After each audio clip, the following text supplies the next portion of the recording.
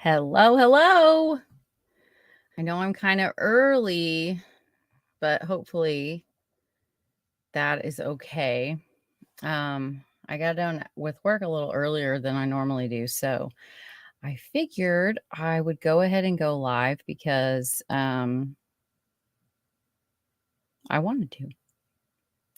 But did I get in touch with True Crime Web? I did not. I've been at work all day and then I was getting ready for this, but I want to. I think that would be I love them. I love his approach to the whole YouTube world, and his dear wife is absolutely precious. And I would love to talk with Larry, their guest that they had on I believe it was last night. I've been it's one of my projects that I'm working on. I've talked to another creator about it. We were thinking about pulling in a couple more because it's a big one, but looking at David Elliott Penton. He is a child serial killer, and he's been alleged suspect in Shannon Sherrill's murder here in Indiana, which is one that I've obviously known about for a long time, and that's close to my heart. It's in Thorntown, Indiana. Shannon Sherrill, Sherrill. She was just taken from her front porch and never seen again. And or not her front porch. She was playing hide and seek with her friends in her own yard area and was taken by a stranger. And I think I want to say 2007, but I've looked at a lot of little girls' cases, and they came out and named him as a possible suspect in her case. And then there is a bunch in Texas. He pled guilty to 3 child murders in Texas, and he is currently serving his sentence in Ohio for murder of, the last name is Ross. I'm not pulling up the first name. It's a different name if I remember correctly, but Amber Crumb was the topic of True Crime Web's talk last night, or it might have been Saturday night.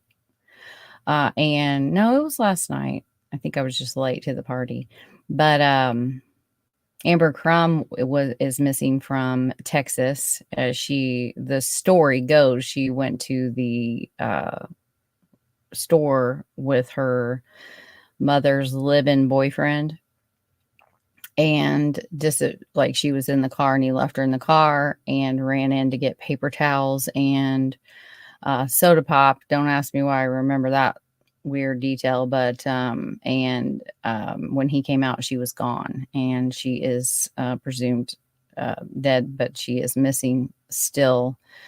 And they talked about that with her father last night, and it was really good. And he lives here in Indiana now, so I'm hoping that I can help him as well. I think the more crowdsourcing we do on these cases, the better we all are as a community.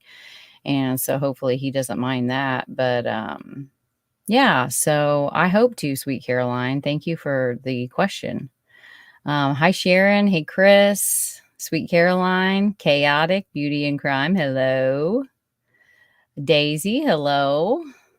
Crimezilla.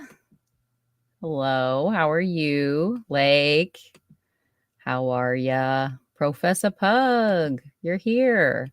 I will call you tomorrow, my friend. Hey, Jer, how are you? Thanks for being here tonight. Oh, good. I'm glad you're here tonight. Justice Served Daily. Cool. Jill, hello. How are you? Hope you're doing well. AD. I emailed Steve today, but haven't heard back. He's super responsive though. He's on the road right now. Okay. He really is. Like, he sent me a message that it just, sometimes for whatever reason you get an email or you get a message from somebody or a phone call and you're just like dejected over whatever. And then that's kind of where I was at, just with something going on, with YouTube. And then I got that email and it was it was exactly what I needed for that day. And so I really appreciated that he took the time to do that. That was super nice of him. Amy Celeste, hello. How are you? And Aspen, I hope he's here because I went live early. But hey, Jack Green and Cher, my shark, how are you? We need to catch up too. It's been too long. And yeah. Kaleidoscope, hello. I haven't seen you lately. I'm glad you're here. Oh, thank you so much, Professor Pug. And I wanted to do real quick because last time I was just in a zone, like reading, and I missed some of the super chats. So I was gonna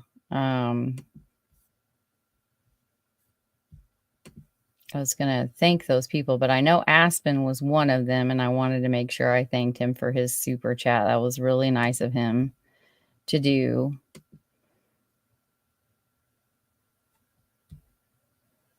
The computer is being slow tonight.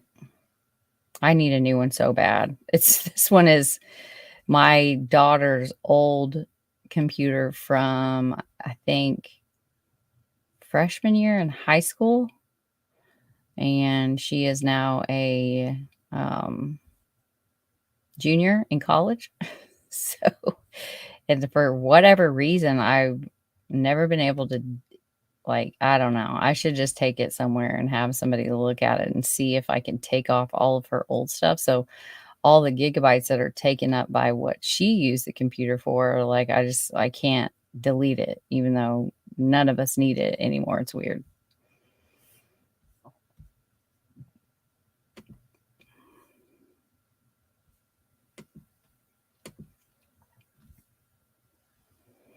So yeah, Professor Pug for a super sticker, and then Kate P. Smule with a comment, starting support to help protect, and that was these are on the live I did. I think it was the Greeno one. Aspen says, thank you for your dedication to these victims and your work in exposing the truth about this sad excuse for a human being. Much love. Georgina Stoliker. Ice cream abounds, soothes the soul and the taste buds. Kate P. Smule again. Can I vouch for you on your end? At this point, did it seem totally crazy that people are finding him from out of state? I would feel like, where'd it go? Trolling. Monica Foster with a super sticker. So yeah, I just wanted to make sure I thank people, and Beholder too with a super sticker. Thank you so much. And then Daisy, thank you. Thank you, Mel, Geek Mom and Crime Geek. So these are some that I've missed over the last couple shows. Jer, Ingergola. Hopefully I'm saying that right, Jer. Hopefully I'm saying your first name right too. Says, thank you, Mel, for being a victimizer, exposing beast. And we got Professor Pug with a sticker and QWERTY with a kapow. $100 from QWERTY. Grandma Sherry, she's so awesome. So, yeah, I thought I would just thank some people because I know that I can kinda get in my own zone and forget um, to do that. And we got some new members to welcome. So, I appreciate your guys' support. It really does mean a lot. We've got single I'm not gonna say single Momo F4, single mom of 4. I did that when, I saw her name in the chat, and I was like, "Oh my gosh, is my hair blonde?" No, just kidding. And Lynette, my bang twin, and Justice and or Truth and Justice channel. So, very cool. Thank you guys. I appreciate it. So uh Ange is one of the people that I've been talking to, and I don't know if PJ's in here or not, but we were thinking about reaching out to her, and we probably need a couple more if anyone's interested in doing a big case study. But I want to I'll plug it all into my map and like do the part about David Elliott Penton, but I would like to divide up all of the cases so that we can really do each one the do them justice that they deserve, and not just skimming over one or two. So it may take a few, like a series of this, because there's quite a few, the ones that he was charged with. Obviously, we want to talk about those as well.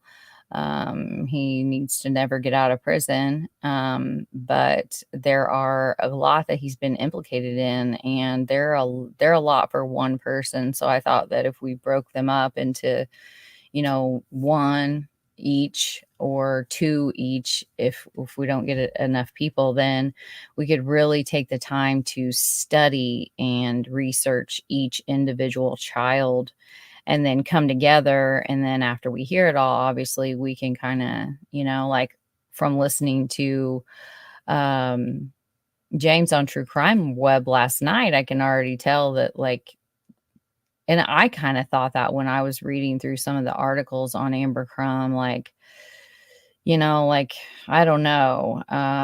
But then again, you've got a known serial killer operating in the same general area and the same type of MO, and he's talking about it to a cellmate. You kind of got to take a pretty hard look at that before you just completely dismiss it. But again, I need to go back and listen to what I missed on True Crime Web. Okay. But tonight we have, oh, you guys, thank you. Thank you so much. You amaze me. God bless you for your dedication and love for victims and their families. I'm in constant awe of you. Thank you. Oh, that means so much. You're awesome as well. And you do so much. And you do so much that people don't ever know about. And that's what I really love about you. Um, I love your humility and just your attitude towards life. I think it's incredible. Kate, can you please read the quote that is my favorite that you can barely get through about the presidential speech? Oh my gosh. I don't even know if I have it. I don't even know where it is. Send it to me and I'll read it. I used to watch Greeno with a really bad, greasy, weaselly used car salesman vibe. You exposed he was far worse than that, and that no decent human should support him. Amen, Jer. Amen. And again, I say amen. You're spot on. It's not just about this thing where we can just be like, oh, that's just Greeno, no, he shouldn't be able to be a part of the real crime community at all. and we need to take a stand against him for the families of Abigail Williams and Liberty German, in my opinion. He has done so many disgraceful things to this case and many more. Ray Hainish, Nicole Bowen, anyone that he touches is just full of lies and deceit, him inserting himself, him saying things that aren't true. That's just what he does to, I think he just really enjoys getting one over on people, is what I'm kind of, the more I learn, the more I see, is a lot of his motive behind because some of it just doesn't make sense. But there are people that are wired that way, of they enjoy the that particular part of being able to get one over on somebody.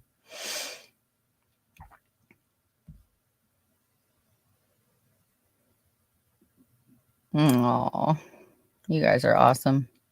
Okay, so without further ado, let me hide the comments. So I found I had it this whole time. That's what's so annoying.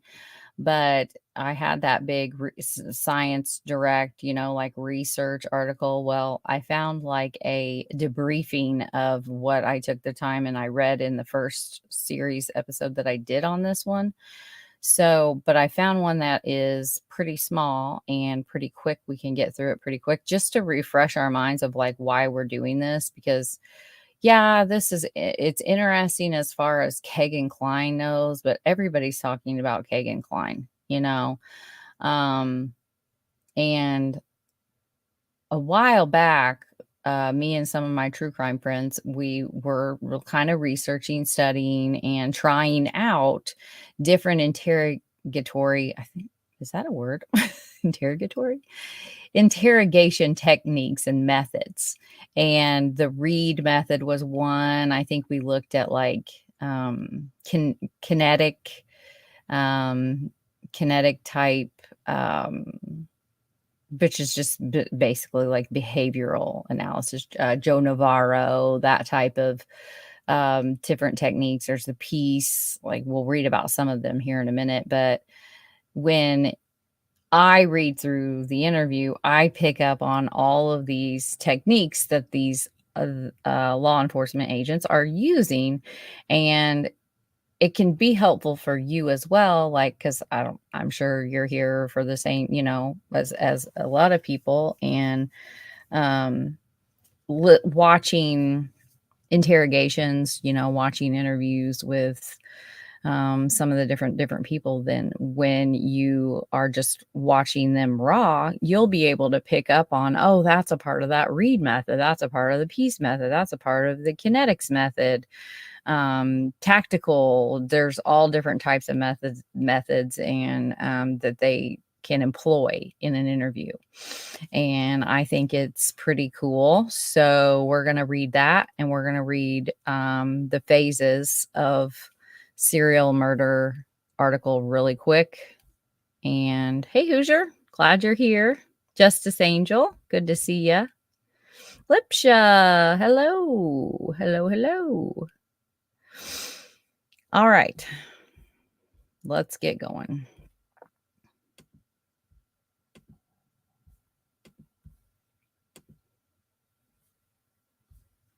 I'll go ahead and share my screen for all the different types of learners. Here we go.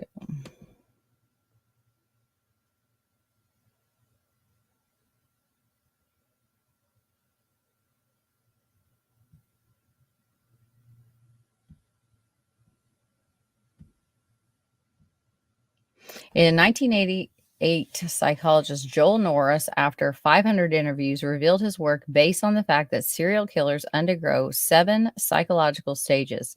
Some of these phases shifted to activities in the cyber world. So this is another reason why I really wanted to read this.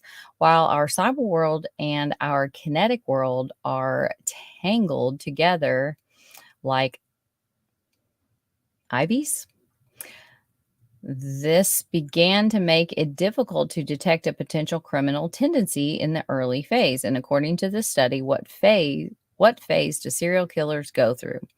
The aura phase. In the aura phase, the person begins to put a distance between himself and social relations. To a certain extent, he begins to drift away from reality. Sometimes this situation can go insidiously unnoticed by family and friends and continues for an unpredictable short or long time. Fantastic thoughts begin to gain weight. In most cases, these thoughts manifest themselves as violent sexual thoughts or other violent fantasies. Again, in the person, the use of substances in this process may intensify the use of alcohol. Man, that seems like a really bad sentence. Maybe I'm just reading it crazy. Trolling phase. This phase usually involves the process of forming an idea about the space of potential victims. Usually, serial killers go through the process of searching for victims where they know or feel comfortable. However, there is also a tendency to determine where they will commit the crime, maybe deal with the body. This quest could take days or even months until the right candidate is found. Killer in his searching may use certain patterns to track the victim.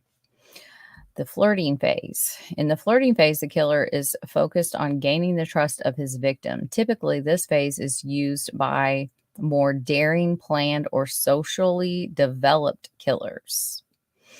The killer tries to socialize with the victim. Once trust is gained, the killer takes the victim to a quiet and previously planned area and takes action. Capturing phase. As the name suggests, it is the phase in which the killer fully reveals his true intentions. The methods used in the capture phase can again be selected in such a way that the killer can enjoy the action more. The murdering phase. At this point, the killer actually performs a ritual in his own way. Sometimes it can be accompanied by prolonged torture and necrophilia, while sometimes leading to a sudden death. Torture before killing and postmortem sexual intercourse is a common ritual, especially for sadistic killers. Organized killers often adopt a long period of torture and death. The killer can enjoy preceding torture and postmortem sexual intercourse more than the murder itself. Also, in this process, the killer can use different means of torture, such as electricity. This one's hard. It's hard to read. Once the torture ritual is completed, the killer finally kills his victim. The totem phase. After murder and other actions in this phase, the killer experiences a huge decline.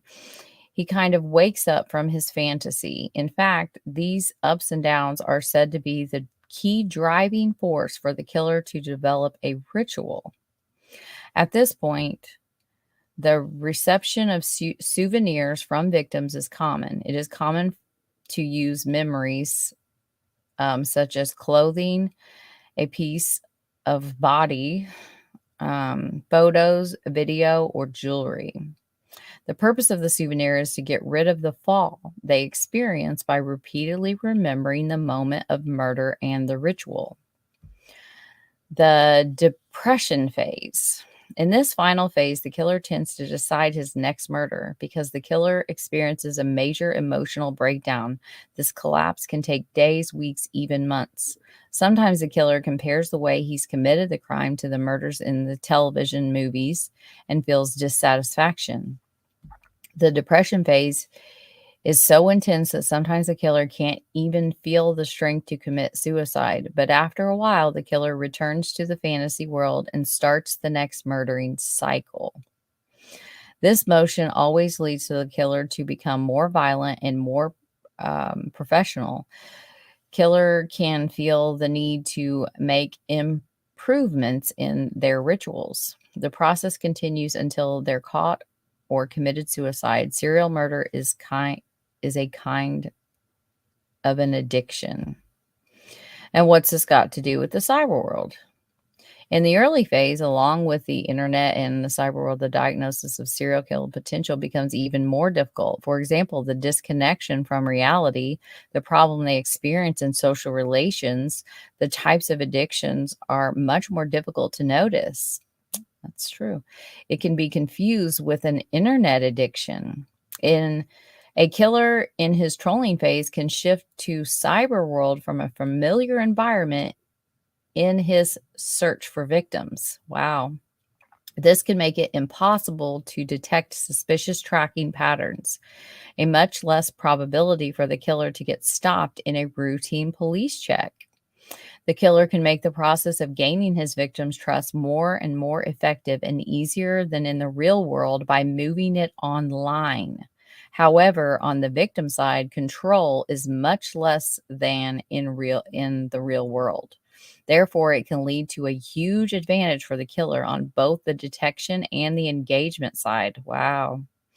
In the capturing phase, with the help of the confidence created in the cyber world and different communication possibilities, it can make it difficult to get caught by developing a quieter and insidious behavioral model. On the other hand, in some cases, killers were actually caught by other simple mistakes like not stopping at a red light on the street, speeding. The introduction of cyber abilities into phases could result in staying more in the computer and internet worlds than outgoing post murder phases. Oh.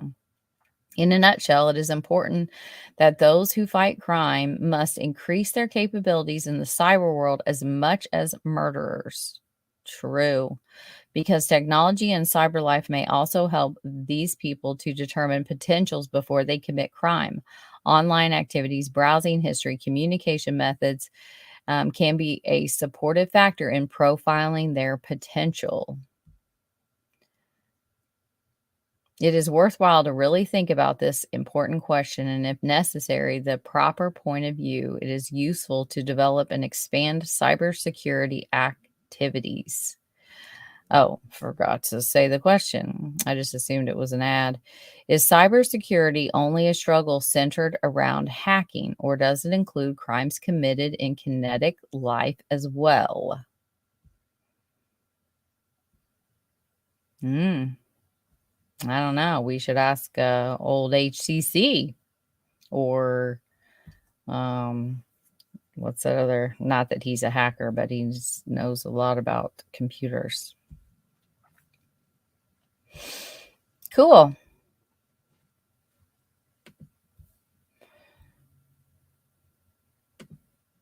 Now we're going to read about a couple methods, and then let's see if we can point them out in as we read through the last portion of the Kegan Kline interview with the two detectives. And when we get to that point, I want everybody to put, because I need to be able to see it. And so I phone going here. Okay, so when you feel like you've heard one of these techniques in when I'm like going over some of the interview, then just type in um like 3 asterisks. I need to see like a bunch of asterisks or it'll just get lost. So like 4 asterisks and then like where you saw it with like a couple words of the to start of where it started or explain it a little bit. So we can kind of go back to it if I've missed it. Interrogation techniques. This report provides a concise overview. The Reed method of interrogation critiques the Reed method and alternative interrogation techniques. Summary. The Reed method is a system of interviewing and interrogation widely used by police departments in the United States. The term Reed technique of interviewing and interrogation is a registered trademark of John E. Reed and Associates, Inc. According to the company's website, over 500,000 law enforcement and security professionals have attended the company's interview and interrogation training programs since they were first offered in 1974. Some critics contend that the Reed technique is premised on certain assumptions about human behavior that are not supported by empirical evidence, and that the technique may lead to false confessions. The company contends that critiques mischaracterize the Reed technique and that false confessions are caused by interrogators applying inappropriate methods not endorsed by the company. Two alternative interrogation techniques are preparation and planning, engagement and explain, account, closure, and evaluate, peace. A less confrontational method used in England, and the I just said this word earlier. Kinesiology is, but it's like kinetic interview, a method that focuses on recognizing deception. The Reed technique, so it goes through the factual analysis. The Reed website describes factual analysis as an inductive approach where each individual suspect is evaluated with respect to specific observations relating to the crime. Consequently, factual analysis relies not only on crime scene analysis, but also on information learned about each suspect.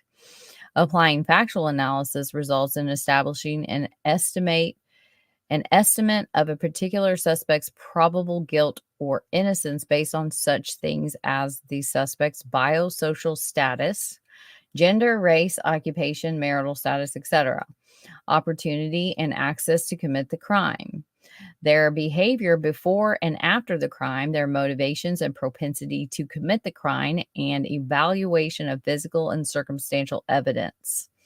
This factual analysis is also intended to identify characteristics about the suspect and the crime, which will be helpful during an interrogation of the suspect believed to be guilty, such as motive or the suspect's personality type. That chit chat, obviously, the work that they do before they even start the interview is the factual analysis, huge part of that. And also that like chit chat stage, and then when they really put that pressure on to see the difference in their behavior. The Reed web, so behavior analysis interview.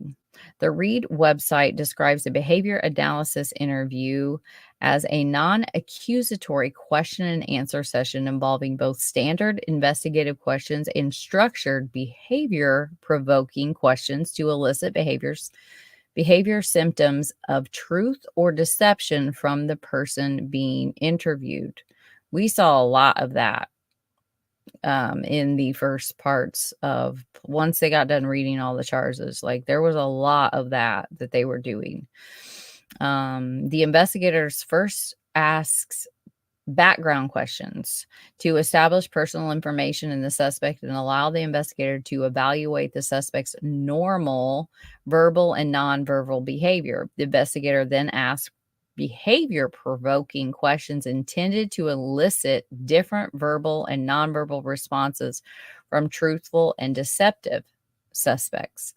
The investigator will also ask some investigative questions during this stage. The Reed website states that the BAI provides objective criteria to render an opinion about the suspect's truthfulness through evaluating responses to behavior-provoking and investigative questions. In addition, the BAI facilitates the eventual interrogation of guilty suspects by establishing a working rapport with the suspect during the non-accusatory BAI and developing insight about the suspect and his crime to facilitate the formulation of an interrogation strategy.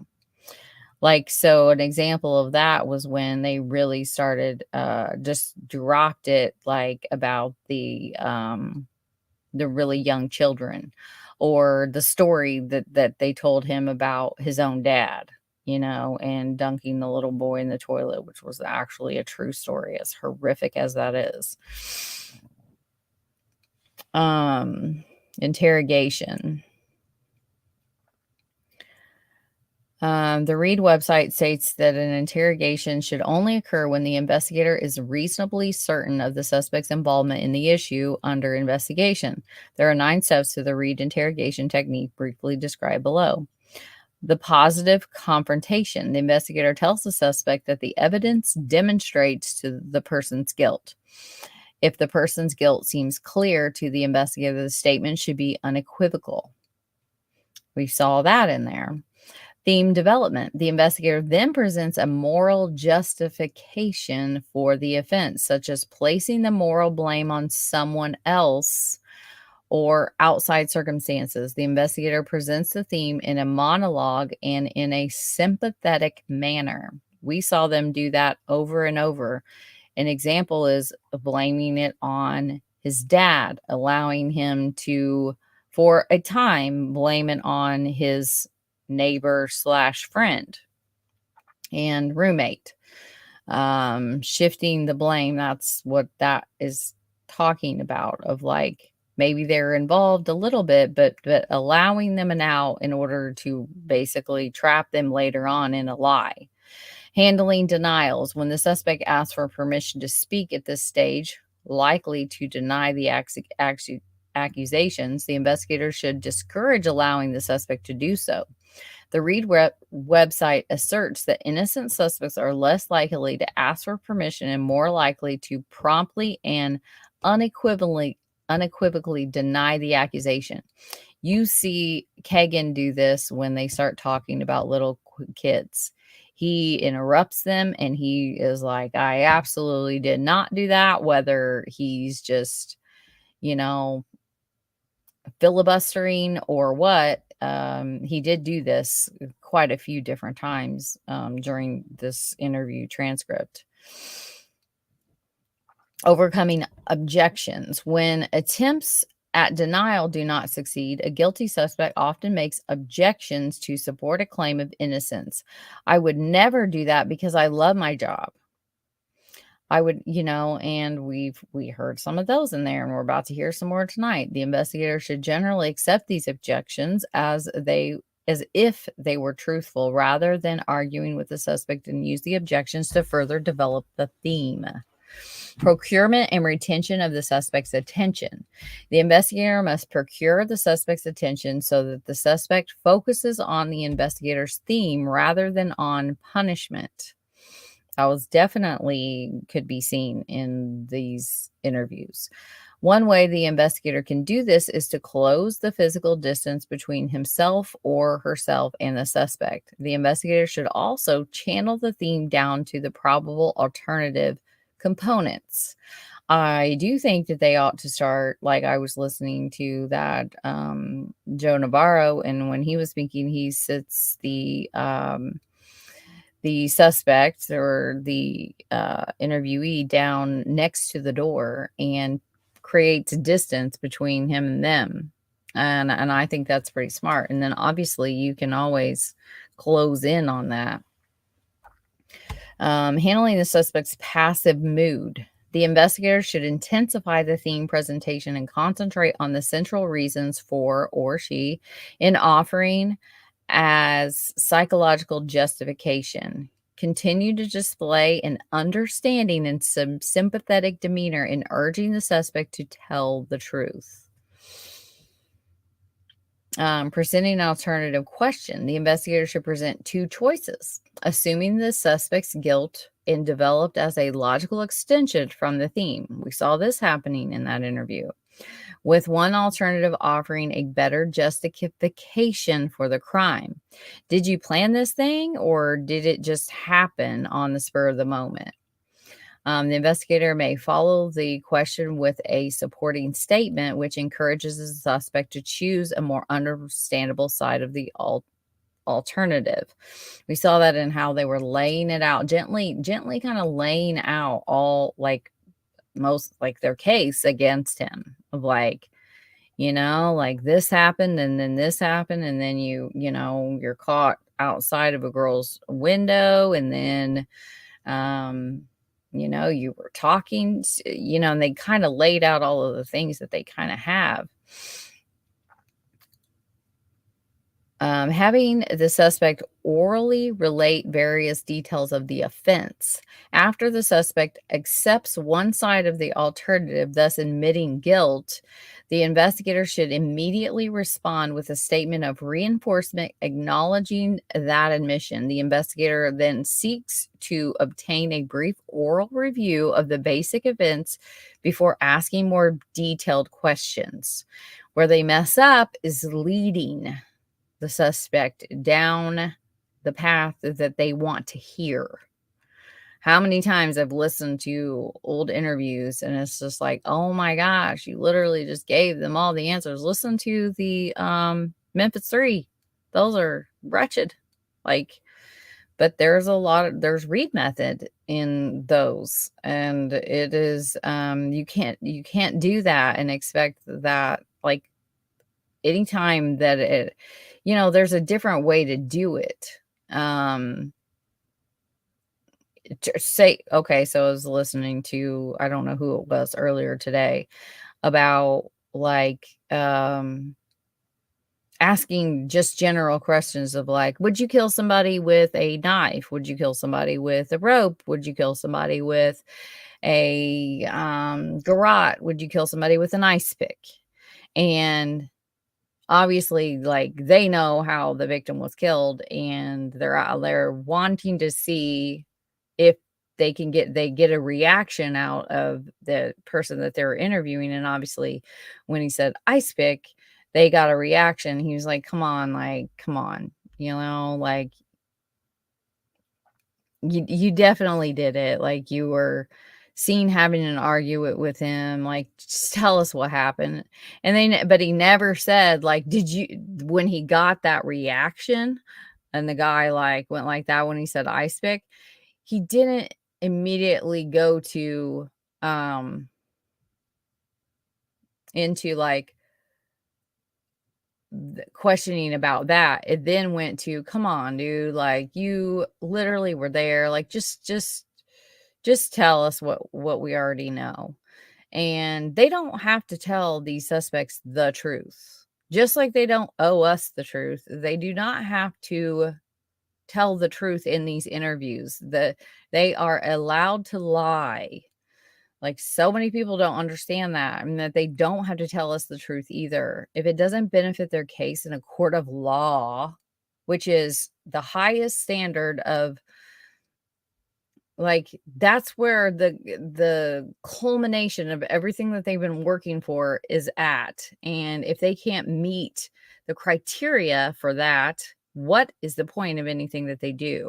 Therefore, if they need to lie to the public, then guess what? Lie right away. Lie right away, law enforcement. I'm so sick of people thinking that we are entitled to know everything and that we're entitled to the truth. We're not. It's annoying to watch them talk out of both sides of their mouth, but if that's what they need to do, then so be it. Who are we? Who are we to tell them how to do their jobs? And who are we to tell the family that they can't be upset or not? I'm just saying.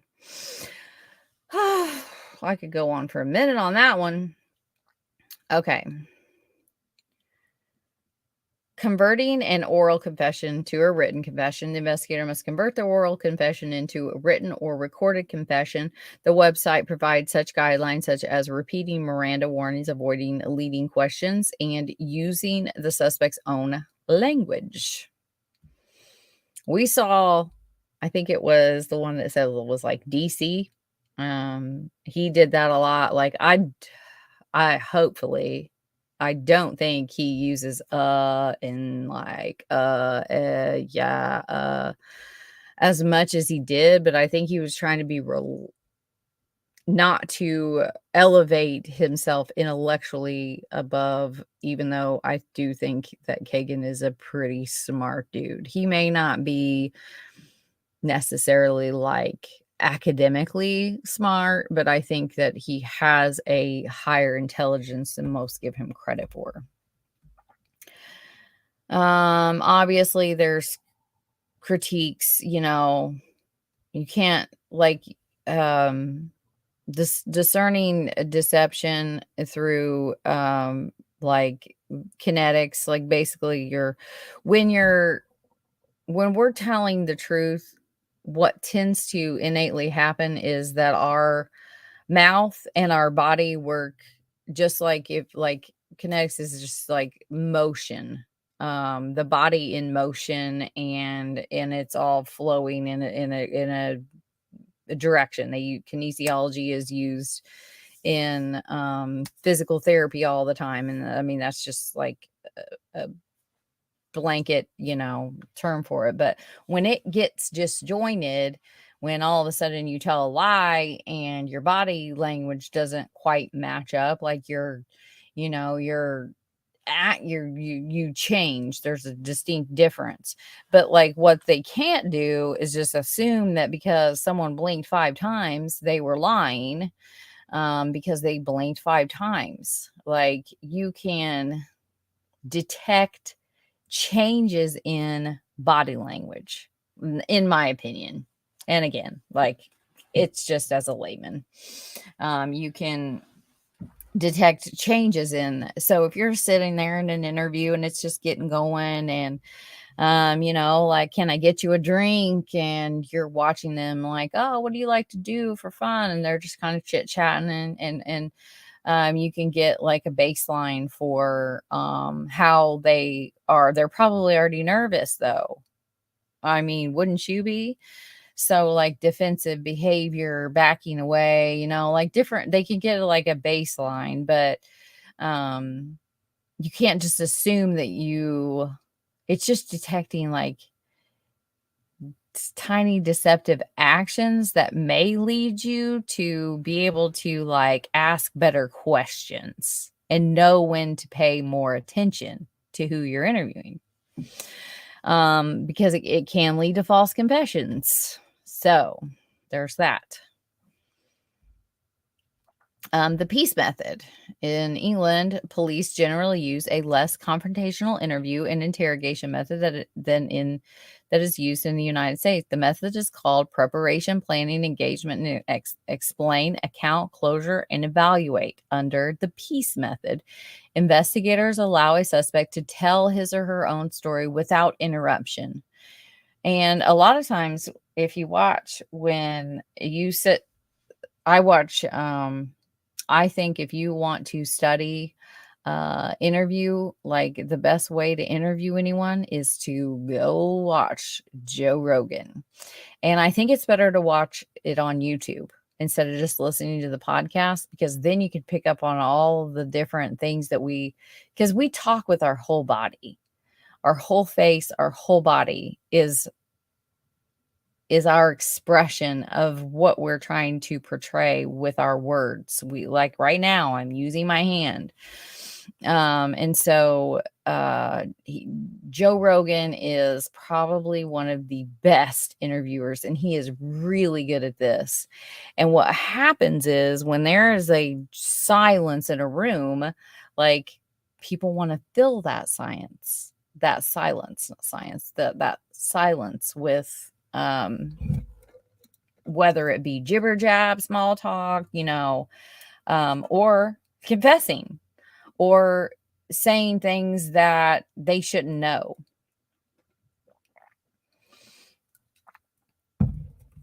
Like asking, like, why am I here today? Why do you think you're here today?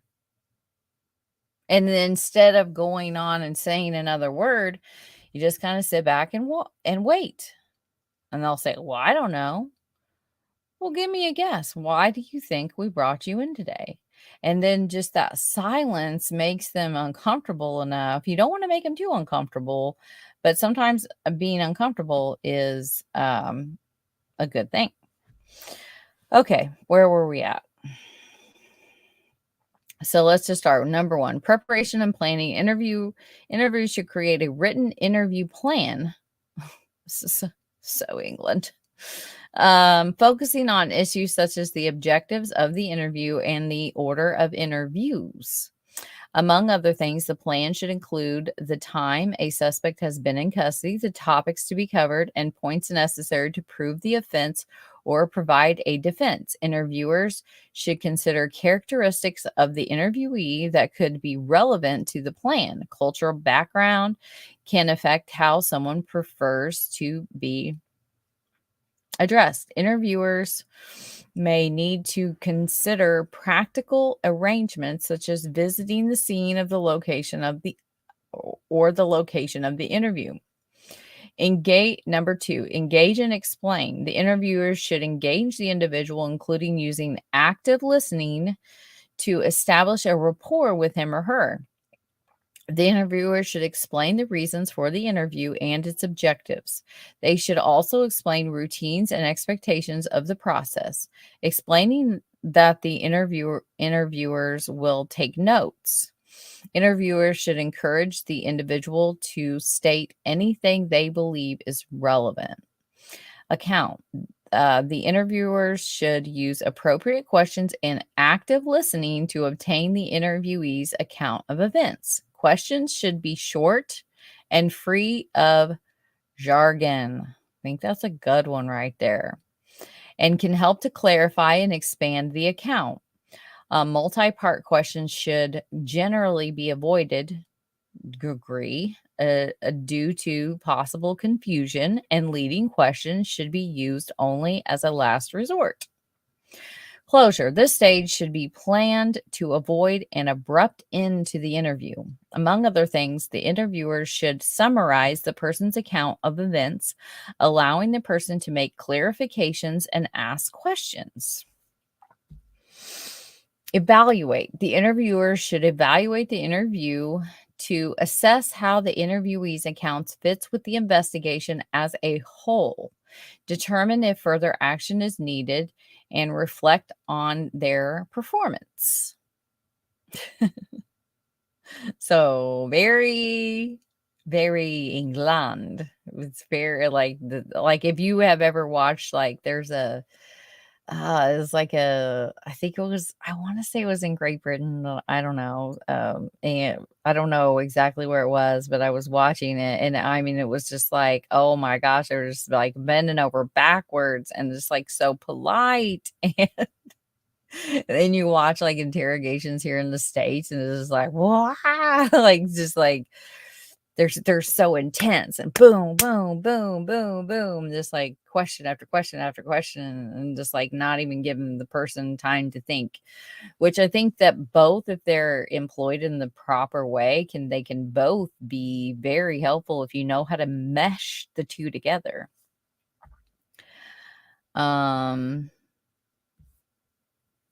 I think kinesic is just basically, kinesic interview method involves analyzing a person's behavior to assess deception. The method has some similarities to the read technique. Why do I have trouble with this word sometimes? Kinetics is the study of nonverbal communication. One author describes 2 phases of this process. During the analysis phase, the interviewer uses several techniques to observe and analyze the subject's behavior to determine the subject's truthful and deceptive behaviors, or at least to determine those areas most sensitive to the subject and therefore in need of further attention. Walter describes 4 fundamental stages of the interview: orientation, narration, cross-examination, and resolution. The investigator uses information gathered during the first phase to tailor interrogation for the specific subject. Walters describes the interrogator's task of breaking the cycle of deception during the interrogation. This includes confronting the suspect's negative response emotional state. Walters outlines different interrogation strategies to different personality types. Now that's interesting. I would like to read more about that at another time. Walters describes over 30 practical kinesic, that's not right, is there? Kinetic, I don't know. Principles to guide investigators in this process. The first and most important such principle is that no single kinetic behavior, verbal or nonverbal, proves a person is truthful or deceptive. The other principles included both general statements of human behavior. People are better able to control verbal than nonverbal kinetic signals, and statements specifically focused on interview or interrogation techniques. Interesting. Hey, Double Rainbows and John Childs, we have a new member. Well, hi, John. Thank you. Yeah, get to the point. Hey, Digger Dave, how are you?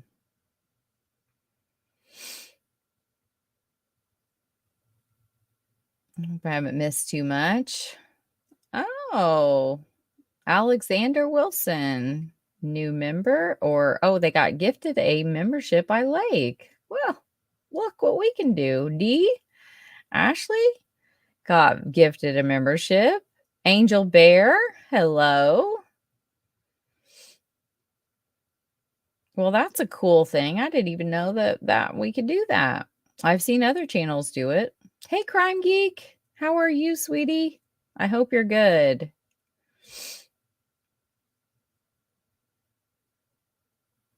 Oh, and Justice Served Daily is a new member, so that's awesome.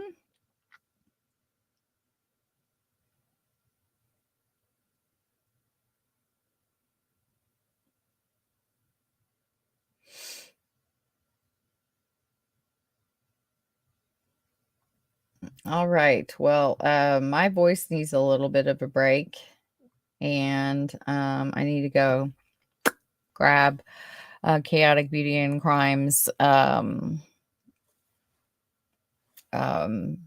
lip gloss that she got for me. That is a miracle in a jar.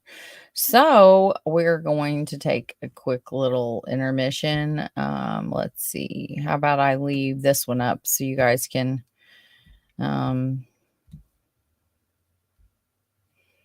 look at these. No, we don't want to do that to you. How about this? You can read this while I'm gone.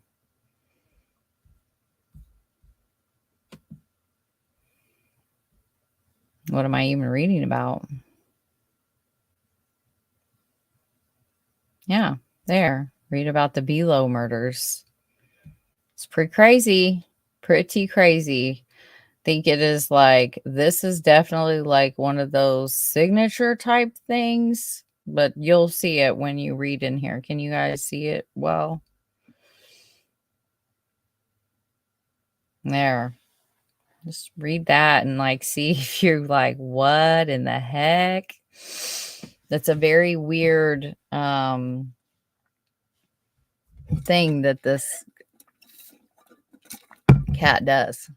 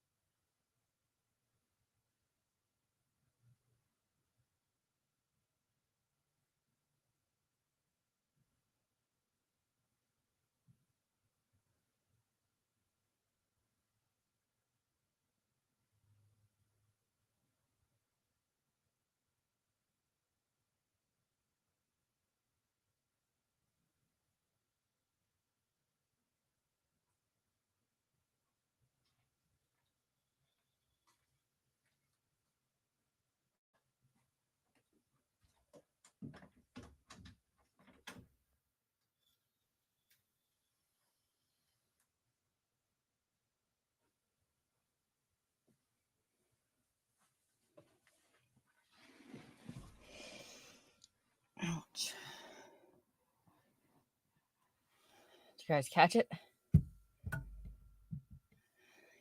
Get to ask.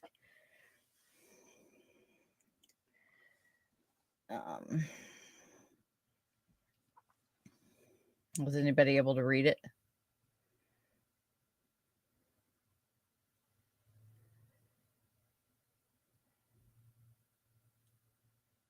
Oh, I know, right, Don? Oh, terrible.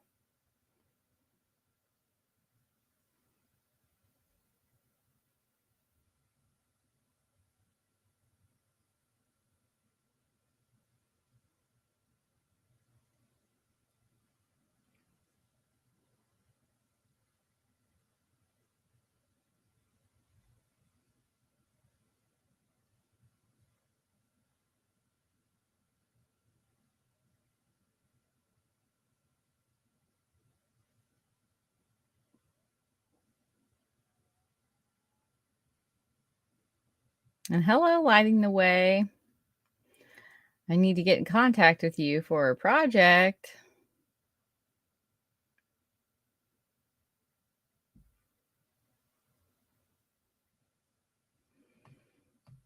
All right.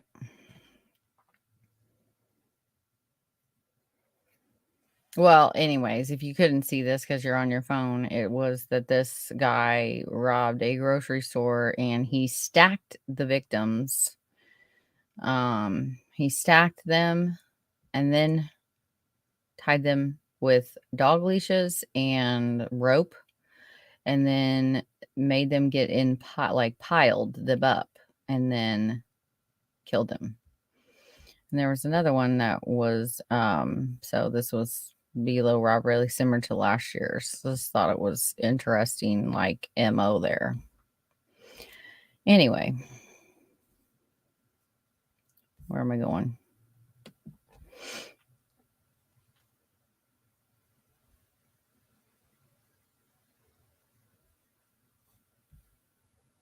Hmm.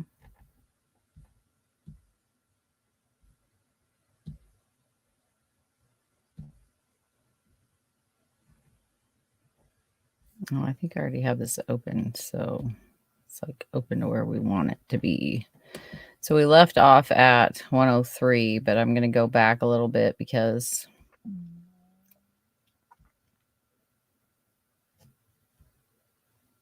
if you notice, like in this part, it was where he was really just like he gave them, they gave him kind of those outs that we just read about.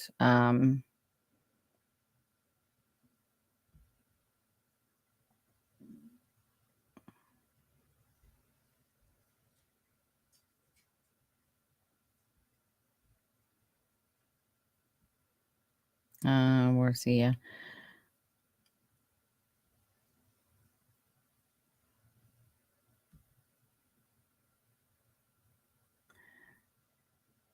So the questionnaire says, or he says it'd be a traumatic experience. Yeah.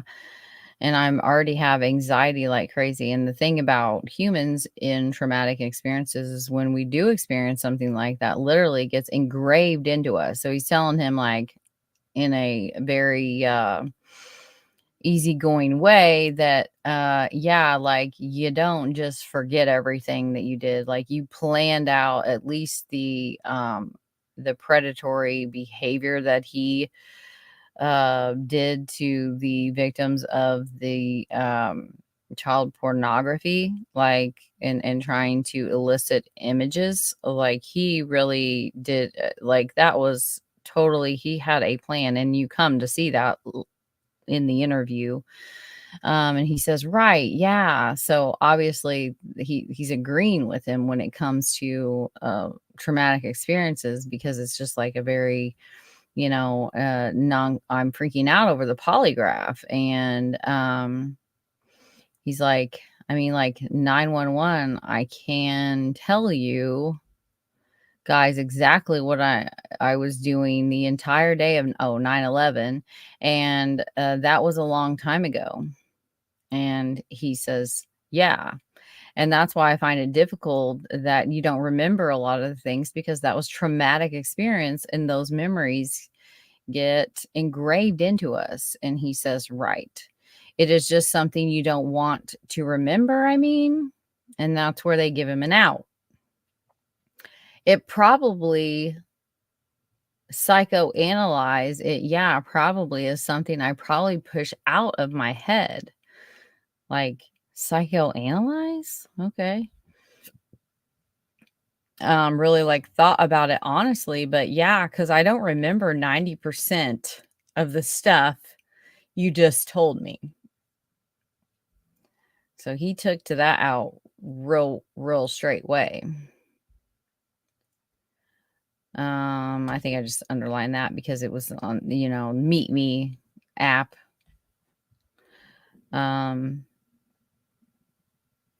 and then they're asking him about, what about like Instagram and Facebook? I don't remember ever really talking to anyone on Instagram, but I could have. But I mean, it was all mostly on Meet Me. Uh, that's where it's just like this kid is just lying up a storm. I know your last year, the video, and I know you had said that you had, if you met someone on Instagram or something, you would kick him to Snapchat. Like DC is really trying to like play like at his level, at his age group. Like kick him. I'm sure DC doesn't talk like that, like in real life. Maybe he does. I don't I don't even know. Yeah, I mean that probably sounds right though. That probably sounds right. So he's confirming it. And you did tell him that you did know a couple of the girls in real life that just didn't know who you were. You actually tell him that in that interview. Yeah, I don't remember any of those girls. It's just constantly like trying to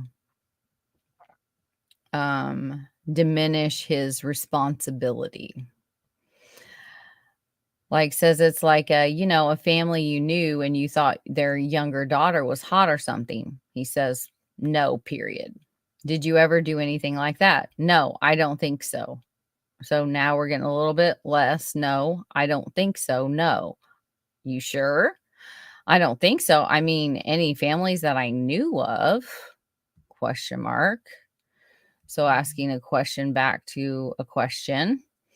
Yeah, like someone says, like you would know like a couple people in the girls' family as you know yourself, and then like some persona or some alternative account you had if you would like try talking to like the daughter of a family that you knew or something like that. I have no clue. I don't know. The daughter of a family. Yeah, so there's like a family that you knew. Was there anyone that you targeted or stuck out, were seeking out their daughter specifically? No. Seeking out and targeting? No. Trying to talk to when they were underage? Question mark. Answering a question with a question. Yes. No, I don't think so. I'm going to tell you that. My girlfriend now is, I mean, that's kind of how I know her. I know her family and stuff. Um,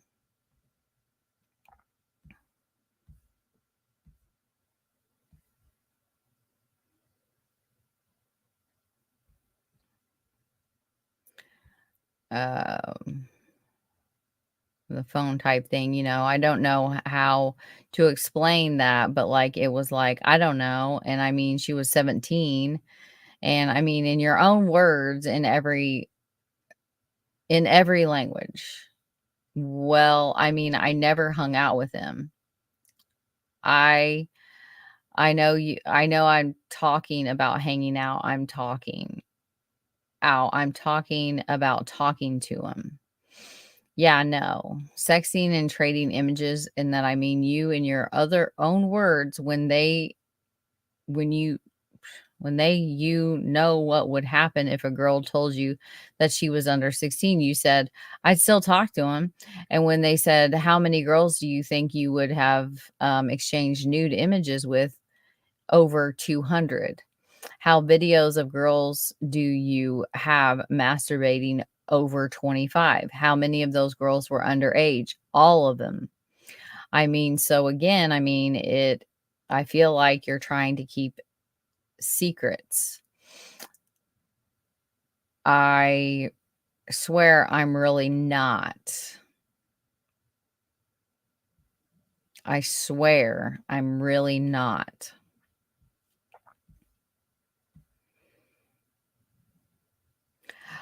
I don't know, like, probably that she's not a real person, if that makes any sense, like, she's just a person on the phone. But the thing is like, he's dehumanizing them, over and over and over again. But if is he doing that for their sake, or is he just that cold or psychopathic? Um, so he asks a very good question that you can manipulate, right? So you get off on manipulation, and um like Emily Ann, why that? Why Emily Ann? And so he doesn't really let him, he just makes the statement like so you get off, he's asking a rhetorical question. And then he just moves right into the Emily Ann. I don't know, it's just a random name. This Emily, is Emily account something like Emily in Class or something? Inaudible, unfortunately. Or is it something made up?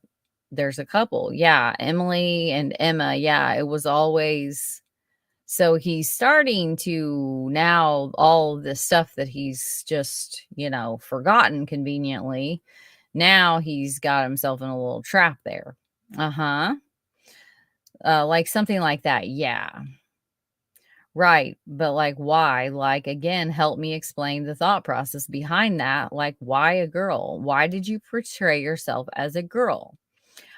And he says, probably because they would be more, I don't know, probably wouldn't feel as threatened to talk to a girl than a boy. You know what I mean? So here again, like you can go back and read all what we've already read and see where he just keeps deny. Like, I don't know. I don't remember. I don't know. Over and over again. They wouldn't.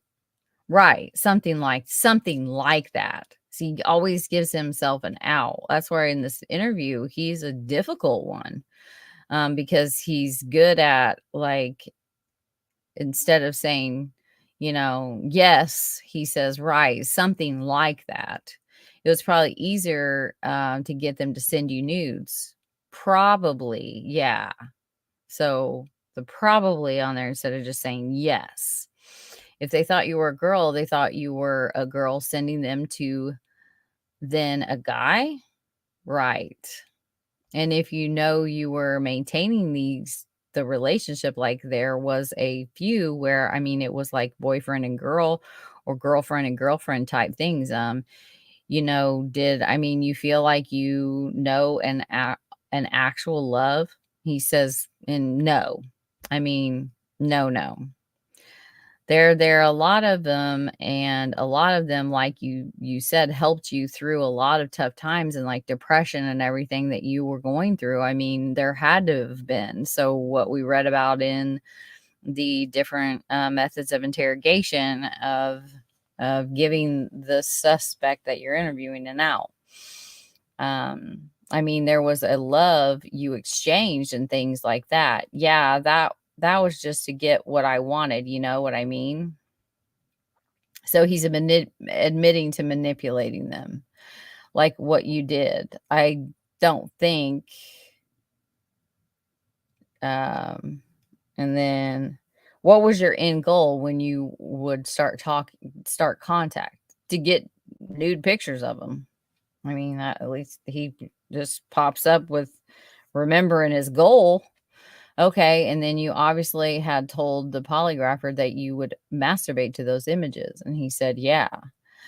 You were sexually aroused, right? Yeah, to those images. What I mean, where you draw the line then of what for age wise, and then now. Earlier, he was saying, 17, 16, and now he's going like 13. 13. Yeah, yeah.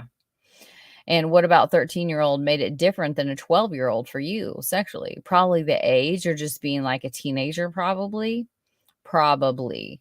The age-specific searches on your phone are for like 12-year-old girls. The 13-year-old girl, that was you. See what he did there with that one? Like the 12-year-old girls, the searches on your phone, like the 12-year-old girls, the 13-year-old girls, that was you. So he's kind of giving him another out. I'm guessing, I don't know. I mean, I'm sure I looked that stuff up. I mean, that was 12-year-old girl's stomach, like 12-year-old gangbang, like stuff like that, like those searches. I don't ever remember searching that, but yeah, I mean, probably that was, yeah, I mean, yeah. I mean, I think you have like a thing for girls' stomachs, is that we all have. Yeah, okay. Then so it was like searches that it's like the stomach thing, Why did they decide to question him about that in a few different ways? It's interesting. Um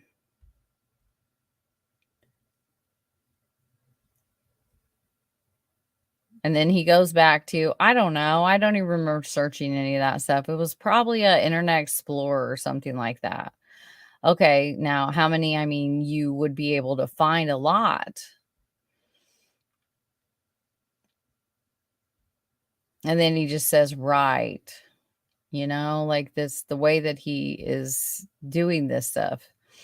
And then he says, and that really shows you how bad it is, because I don't even remember ever even searching anything there. So again, he's going back to that psychoanalysis, the out that they gave him, which probably gave them a lot of clarity of his psychological profile.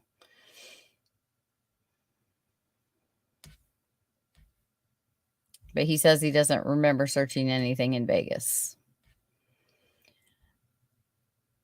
And right, and that's what I'm saying. I don't even remember searching anything out there. Is why I don't know. Who all went to Vegas? Like a big party? Were you guys celebrating something? No, just me and my dad. Just all of a sudden go to Vegas right after the murders. And you had that planned for, we'd had that planned for almost a year, probably before that. So he remembers that. Come on now. You didn't meet anybody? We know. So I mean, why don't you think well, we did one of his friends, just like a friend we knew, and he's actually a Peru police department, like throwing that in there. I think he was the chief for a little bit way back in the day, just throwing out that he, more names.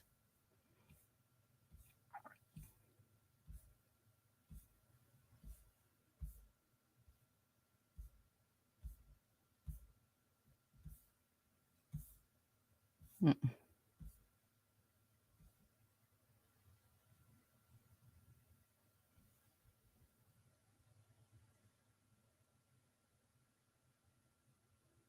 Okay, so now they start talking to him about the polygraph.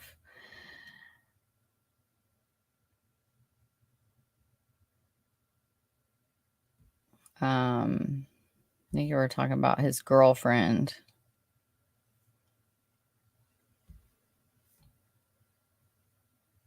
I mean, she freaked out, obviously. I mean, it was more her quit talking to me kind of a thing. She did? Yeah. Why would she? I mean, we weren't like a serious boyfriend and girlfriend or nothing like that. It was just kind of a like hangout thing, because we'd known each other our whole lives pretty much. I already had a girlfriend. If I wanted to have sex with someone, I'd just have sex with her.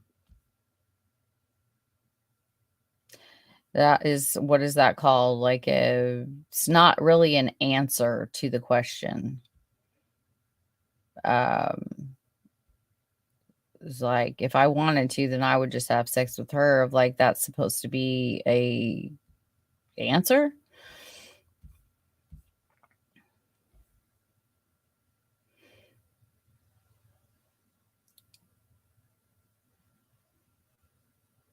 So now he's talking about the first social worker that talked to him, and he says about her, she really like, she kind of really like made me not really realize I already knew, but like it was more of like a motherly type thing when I talked to that lady. So he tries to use that lady, the CPS, like the social worker, to his advantage over and over again, and they're just not letting him do it. I don't know, the anxiety and freaking out about everything. It's just like maybe if I lied to get away with it or something, probably something like that. Okay, well, you said that she had told you to delete everything, stop what you're doing. Well, I actually not really like that, but I mean, she was like, "Hey, so if you see here, what's happening is he is recalling a lot of information about him and the social workers talk conversations, if you notice that. Selective memory here.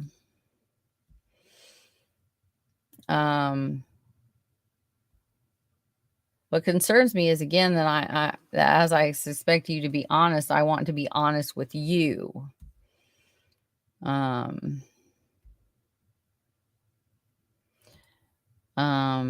it's just the whole D thing person doesn't make sense. The whole dad thing doesn't make sense to me because I'd feel my other parent or right family member that they would have way more trust for a random friend than you would do that. And so honestly, I don't think you've been 100% honest about this. And I think there are stuff you haven't been honest about, and that's something we need to talk about and to about too, because again, it has been a very long process and a very detailed fine-tooth comb process to go through all of these phones. So he's basically telling him that the theory about his friend doesn't make sense. And it really doesn't. I mean, come on. It doesn't make sense. It doesn't make sense. And he keeps trying to throw shade on this friend, and it's not making sense. And they know it, and he knows it. So then the interviewer says, with the anxiety of getting caught, the Delphi investigation, we found things that you weren't honest about either. What do you mean? And then I'm going to go into that because, yeah, please do. Well, we need to discuss it, okay? You had told investigators, and I know you say you don't remember a girl that you ever talked to, but I know you remember Liberty German. Now, I know you remember Liberty German, and he mumbles. Right, and you talked to her, and you admitted to talking to her. And you admitted that you talked to her. Now we'll go back and read. I don't think I ever did, though. I think I talked to one of her friends that I told them.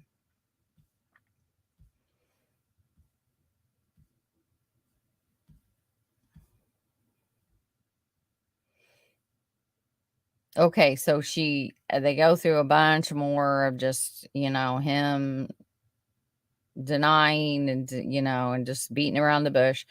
Okay, so she added you on Instagram. When was that, would you say? I literally have no clue. I don't remember talking to her really. I didn't even know who she really was until after I saw that on the news, and I was like, "Oh wow, that name. Like I remember that name." He's talking to all these girls and he remembers that one name. Interesting. Okay, and again, that's a lie too, because we know that for a fact that when you were in Vegas, that on your device you were searching about the Delphi investigation. Remember, again, this is his phone. His dad has his own phone. Okay. Yeah, because that's like right by our, you know what I mean. Okay. That someone's getting killed right out here. Be like, what the F? If it's not just something that you saw on the news. You see that quote right there? It's not just something you saw on the news. He's basically implying that he had something to do with it. Yeah. Okay. So I mean, it's a news article like you looked at on Savari. Tips pour in after suspect identified in a Delphi double homicide and homicide. New details in the Delphi killings to be released. The audio clip. Do you remember the audio clip? Right. How many times would you say you listened to it? Oh, I don't know. Probably a few. I'm not sure. A few, as in like one or two. I don't know. I mean, trying to hear the guy's voice, see what he said. I don't know. Probably 5 or 6. So he goes from a few to 5 or 6. Probably, though. I don't know. 6? It wasn't really that long. 6 times? Right. Another article, information sought investigation into the death of a Liberty German and Abigail Williams. It was a lot, and you saying that it was a party weekend, nothing but fun, and that's not what your phone says. So he's saying he just had a good old time. It was just a party, hanging out with old dad. And come to find out, he's just searching this up a lot. It's not what your search history says, because I'm searching about people dying. Like, you're rude. Not just people dying, a person that you literally talked to. Yeah, but I didn't realize that at the time. And that's who I was talking to. So see what he did there. He kind of messed himself up. Because I don't think, I mean, like I said, I talked to a ton of people.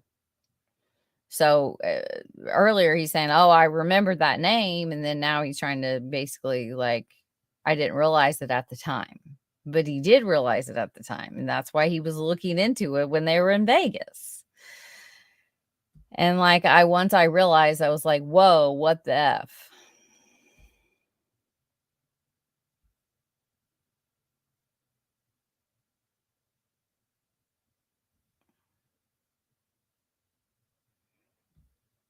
Yeah, I don't remember talking to her.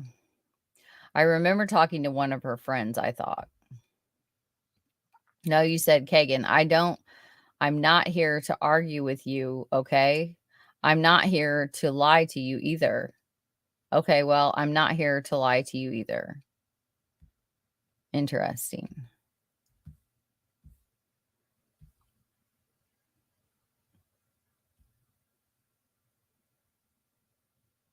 Them telling me that I failed the polygraph, then why lie to investigators about it? I really didn't think I did. Why did you tell them that you only talked to her one night when that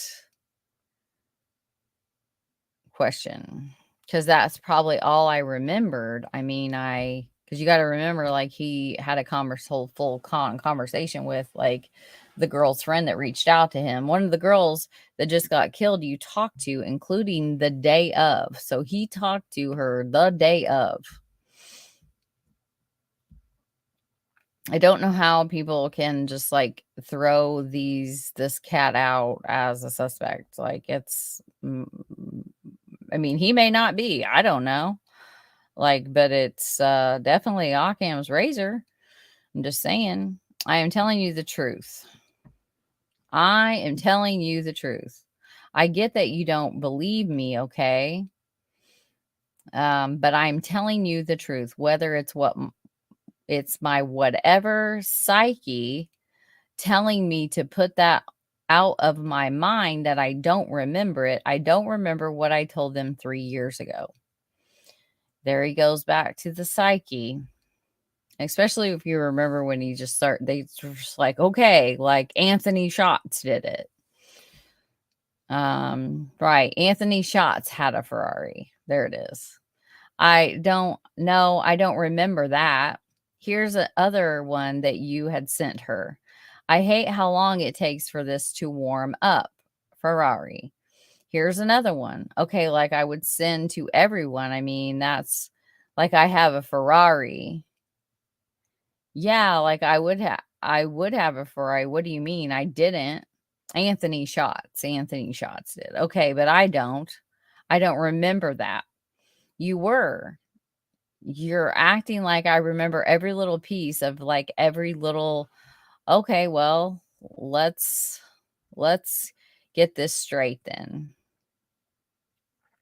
I forgot about that name until you said that 10 minutes ago. I forgot even about that. Interesting. So Kegan was not talking to Liberty German. Anthony Schatz was, right? Right. Yeah. Okay. Anthony Schatz was. All right. Well, let's just go with this. That was a part of what we read about in some of the methods as well. So Anthony Schatz. So when we were asking you, did you send her images? You said no because you didn't, but Anthony Schatz did. And then he says no because I don't remember sending them. No, because I don't remember. So it's just like if I don't remember it, then it didn't happen. Like I said, I would say to every one of those girls, I mean, it was the same thing with every one of those girls. And I do believe that. I think that he had a just kind of how Greeno has his own grift and con that he perpetuates over and over again because it works. I think that Kegan had that same grift and con that he perpetuated onto many victims because it worked. Because I don't remember ever sending her anything. I don't remember ever even talking to her. I remember talking to her friend think you're gonna catch me in a lie, and I'm not really lying to you at all. I don't remember it. It's not. I've caught you in a lie. You haven't. It is a lie. You haven't, though. You said I've never sent her anything. You said I've never sent her anything. And you asked me, do I remember that? And I said, no, I don't remember that. Well, I'm telling you. So I am not lying. And right here is where you can start to see where he is playing games with them as well. I'm not. I'm not going to argue with you about these little itty bitty word sentences. And this is where you can see the investigator getting frustrated with him because he knows that he probably knows that he was right. It was like, well, I'm not lying because I'm just saying I don't remember.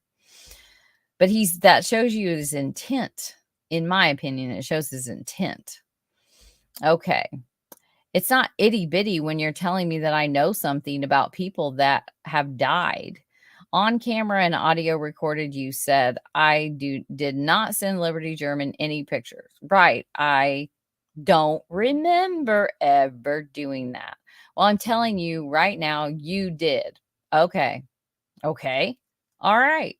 So that's a fact. Okay. That's not me trying to catch you in a lie. That's a fact. Okay. You're trying to catch me in a lie because you keep asking the same questions. That's you trying to catch me in a lie. I don't remember it. Okay. Okay. You can think that I'm lying to you, but I really don't remember it. And I'm telling you, you may not remember it. Okay. But it happened. But it happened. Okay. Yeah. Admitted it. Okay, Anthony Schatz communicated with Liberty German, and it's a fact that it wasn't just for a few hours at a sleepover. In your own admission that you said in the interview, it is a fact on audio recorded and video recorded interview. You said, well, we never sent any pictures. And then the very next couple sentences you said, well, I knew they were at a sleepover because they sent pictures to me. Got him. Yeah, she didn't. Her friend did. Right. Right.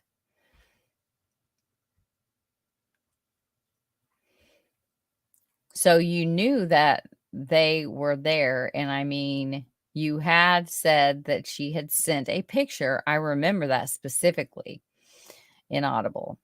Again, that's a fact. I'm not trying to catch you in that's a fact. Right. Okay. Just like that. Again, it's a fact that you're communicating to her multiple days at a time, just like other girls that you were talking to, including up to the day that she went missing, before right before she went missing, not like earlier that morning, in the middle of the night, right before.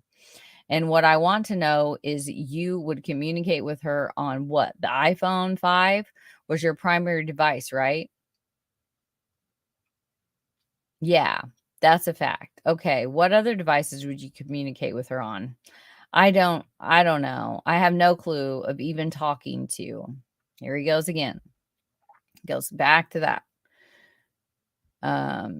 Okay, well, on February 13th, this would have been logged in a little bit earlier, so that would have been 8 o'clock in the morning at your house on 67 Canal. Okay, you were where you and your dad live, two separate devices. See the numbers here now, how they're the same. Well, what have I set an alarm for? No clue. Scared the crap right out of me, I'll tell you what.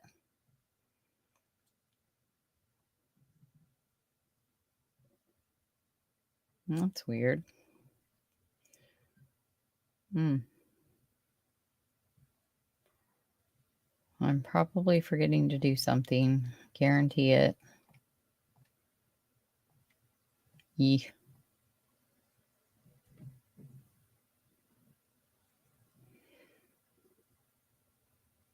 Hmm.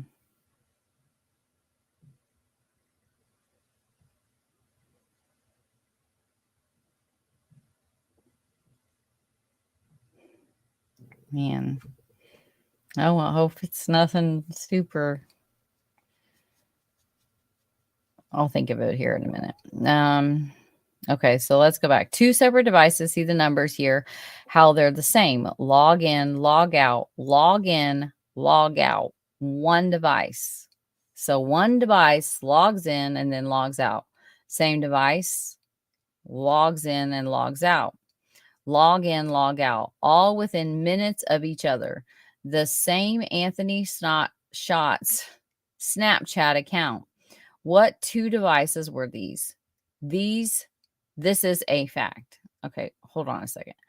On February 13th, this would have been logged in a little bit earlier. So that would have been 8 o'clock in the morning at your house, 67 Canal. Okay, where you and your dad live. Two separate devices. See the numbers here, how they're the same.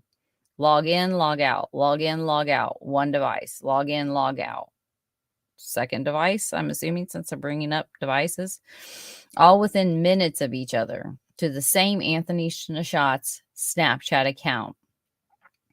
It had to have been the Samsung Galaxy then or something. So he remembers that? Like, I couldn't tell you what old phone I had. I don't know. I might be able to say it was like an iPhone. An iPhone. It was an iPhone. And he says he remembers this detail. It was white. I'm not sure. I don't know. And it had like a cracked screen real bad because I sat on it. Okay. Another fact then, you said I did not talk to anyone about them missing, about the girls being missing. Right. Okay. Snapchat return. You had talked to one of her friends, who had said to you, who I was talking to, that you were talking to the whole time. Absolutely correct. That's who I remember. So he's remembering talking to the friend. Yes, correct. Right. She said, "Did you hear about Liberty?" You respond on Anthony Shots. OMG, what happened? That's talking to someone about the two girls that were missing and then wound up dead. Right. I guess you're right. Yeah. Okay, same person or the girl that you were talking to says that Anthony Schatz was meeting up with Liberty German. That's the facts. And he says that's a total lie. That is a total lie. And then that's a total effing lie. In that conversation, it goes, that's a total lie. Denying. See if he changes his tune here in a minute. I'm telling you, it's a fact, okay? That's a lie. So you need to listen. It's not a fact. Same conversation of OMG, what happened? Da da da. Anthony Schott says, yeah, we were supposed to meet, but she never showed up. That's a effing lie. That's a damn lie. How do you know? How can you see what he's doing there? All of a sudden, you know? Because I know for a fact I did not ever talk to. And so, how do you know? No, hang on, because you don't know a lot of things about all this stuff, but all of a sudden, you know for 100% fact. They let him right into that one because I didn't effing murder someone. Yeah. So, yeah, I know. I didn't say I know for a effing fact. So to me, when someone like all like, cause there's different, like when I get mad, my mouth gets bad, but like, I would like to look that up, like the significance of that with like, um, when they're like that emphaticness of when they throw in curse words, is that a sign of like guilt or innocence? Like I would feel like if someone was like, you murdered those girls, would be like, hell to the no. I did not do that. But you know, and then okay. Have I one time said that you murdered? Because they know they're kind of losing him. And so they want to gain him back in and like calm him back down a little bit so that he doesn't want to end the interview. He says, okay, did I one time say that you murdered? You're implying absolutely not. I can honestly, he's on, and then, you know, he's on your side. He's talking about the other guy. No, I can honestly sit here if you were someone else and I asked them, you would see that you were implying for the past 30 minutes that I have done this. And see where they keep trying to interrupt him. That's back to that like read method that we read about.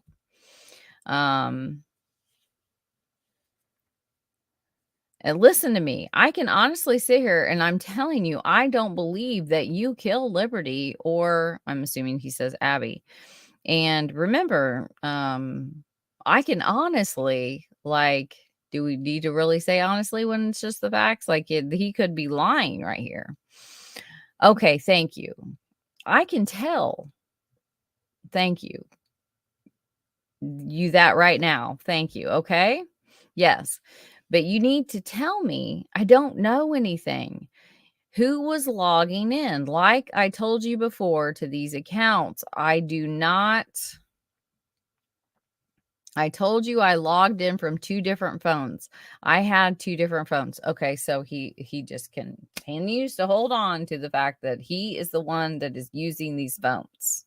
Except for when he tries to blame his friends, but they've already been like, dude, it's not working out. So now he's using the phones, but he's not involved. I told you I logged in from 2 different phones. I had 2 different phones. So who was talking to the girl about you were supposed to meet Liberty? I don't remember ever. So he's not saying that he didn't do it. He's just saying that he doesn't remember. And she didn't show up saying that. So now he's already starting to back off of his That's a effing lie from earlier, because now he's saying, I don't remember ever saying that. Now you don't remember again. Yeah, because see how this is really confusing. I never effing told her that I would hang out with her. I never anything like that.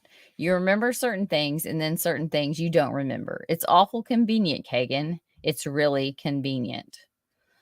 And then he just slams into another question. Okay, who's and then it has a name. So he just says, okay, and he just leaves that completely, and then he jumps into something else. And they can use that as a form of just like discombobulating the suspect. I went to school with him, like high school. Yeah, I was friends with his sister. Who's that? Did you date her? No, I was really good friends with her though. Okay, what about blank? Who's that? Her mom. Well, and so it goes through this whole family, and this is the family where he like someone was caught looking in the windows. When he lived in Galveston.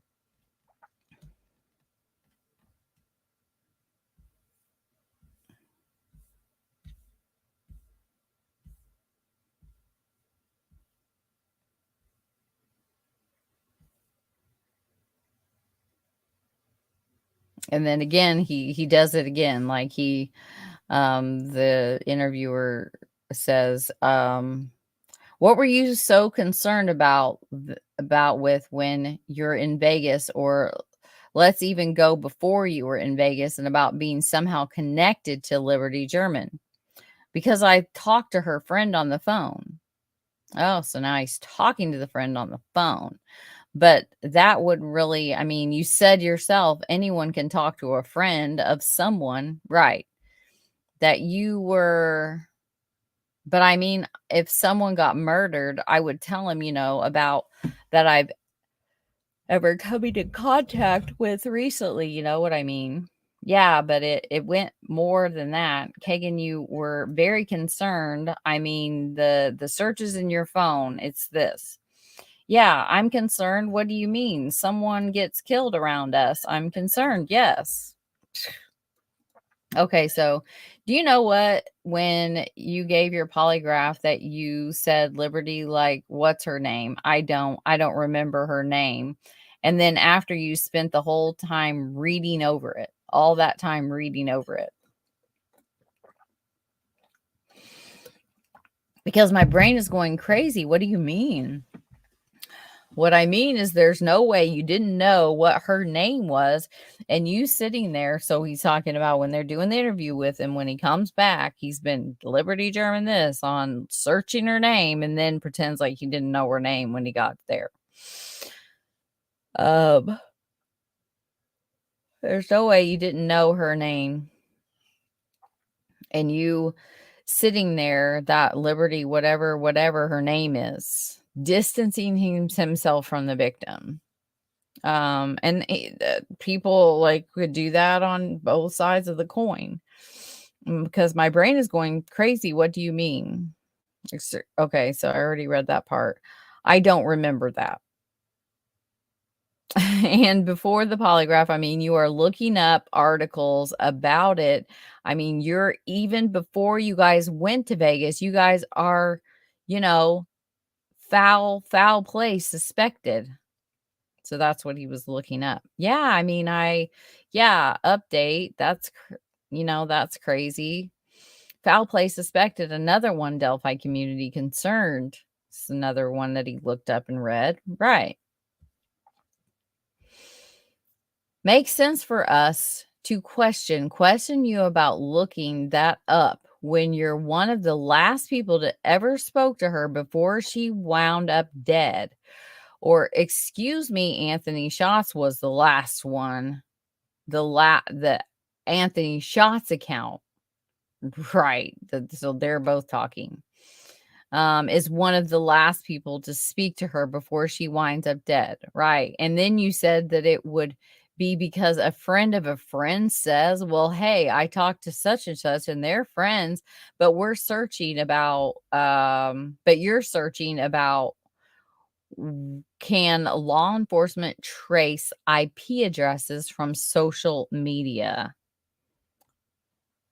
Whoa. Well, yeah, why wouldn't I look that up? Hmm. If I look if I'm looking at stuff on the internet, that's not just that's not con that's not concerned in your area. That's because you knew you were talking to her. I'm talking about I would look that up because of what I'm doing, you know what I mean? I'm talking to underage girls, so why would I not? So he's trying to say that he's looking up the IP addresses is like, can law enforcement trace your IP address? Because he's talking to Liberty and he's talking to all of these other girls and he doesn't want to get caught for the CSAM. I'm talking to underage girls, so why would I not? And including the one that got murdered. Okay. Like dismissive, like, okay, yeah, I was talking to her. Right. That makes sense. I did not look that up because of that. No. Internet survey, a server, John, murder of John Benet Ramsey, OJ Simpson after that. Why that? Why OJ? Those are unsolved cases. What do you mean? So he's looking up unsolved cases. How do you know? I mean, this is how do I know? They're the most popular. No, I'm saying, how do you know that this case was going to be unsolved? Because this was a few days. Interesting. What we want to know is who had access to the Anthony Shots account. And so this is where when we were reading about the different techniques and everybody wants to say they start to really go after getting information out of him about his dad. If you read what it said about shifting the blame to someone else to kind of get the suspect to admit to what they did. On two different devices at the same time, yeah. So if you are the sole owner of that account, the only one that had access to it, um, I mean, one on those days, that's just looks like, um, I don't know what that is. Me logging into one of my phones. I was logged in on that phone. I logged out, log into my other phone. That's what that looks like. So you were the one that sent these pictures to her. You are the one. I mean, if it was on my phone, then yeah, it's basically what it's saying. That talked to her before. Have to the sleepover. Shifting gears again. You're the one that talked to her all that weekend, and you're the one that talked to her, one of the last people to talk to her before she was murdered. That's what you're telling me. I guess, yeah. I mean, you got to understand from our that's 100%. I mean, I'm going to buy this for you. I'm going to take you out in cars. I mean, that's the whole purpose of Anthony Shots, which whether he's targeting looking for a girl that is one going to believe the story, two going to give what you want. So you're trying to get nude images from Liberty and spoke to her actually. One of the any girl I talk to, it's not just one girl, it's any girl I ever talk to. It's a girl that wanted a man. Right, right. I mean, we're not the reason this is a big deal. I mean, serious. The other one's not dead. She's dead. Right. I mean, the biggest case in Indiana, right? Hands down. Right. The media attention, I mean, there's been no stone left unturned in this investigation, right? And the only thing of all the investigators, all of the hours put into this, and you have to think of yourself, you're putting yourself in the juror's seat. You know yourself in this scenario, and you're just listening to the evidence, right? You have a guy, that small town USA, right? Small town USA, so if you're from a small town, you get it. If you're not, you don't. I agree there. Right. Yeah. Okay. Your dad's Facebook friends with some of someone's mother's friends. Right. So that's kind of stuff you would expect to see in a small town USA. Right. Like innocent, 6 degrees of separation. All right. Your girlfriend, your current girlfriend is friends on Facebook with one of Liberty's ex-boyfriends. Small town USA. Right. So there's still stuff that that maybe like if you were in Chicago or something, you'd look at and okay, that's it. Right. So, okay, so you take that for an example, then small town USA, the blank, right? Okay, they're at a sleepover at a blank residence, and that, the whole thing with Liberty when she was speaking to Anthony Schatz, distancing himself from Anthony Schatz yet again. They were at the blank, and here we are. They're at the blank, and this is who was at the blank. The blank, the family of the, like, yeah, that's the family that Kegan Kline knows, not Anthony Schatz. Gotcha. Right. So now we're worried about grooming. You see where this is going? They're starting to set up all of the circumstantial evidence they have against him. We have a guy that has troves of child pornography, one, on his devices. We have Liberty being groomed, and unfortunately, she was completely enthralled with Anthony Schatz, completely. Like, thought, I'm talking to this rich, hot guy, so she's buying the con. I'm, like, as she is completely in love with Anthony Schatz, right? So this account that you set up, and I'm sure that you've seen our social media. You had said something like, waiting for Peter Pan to come. And it was like this, like almost like a little hanging fruit statement for someone that would target girls. Wow.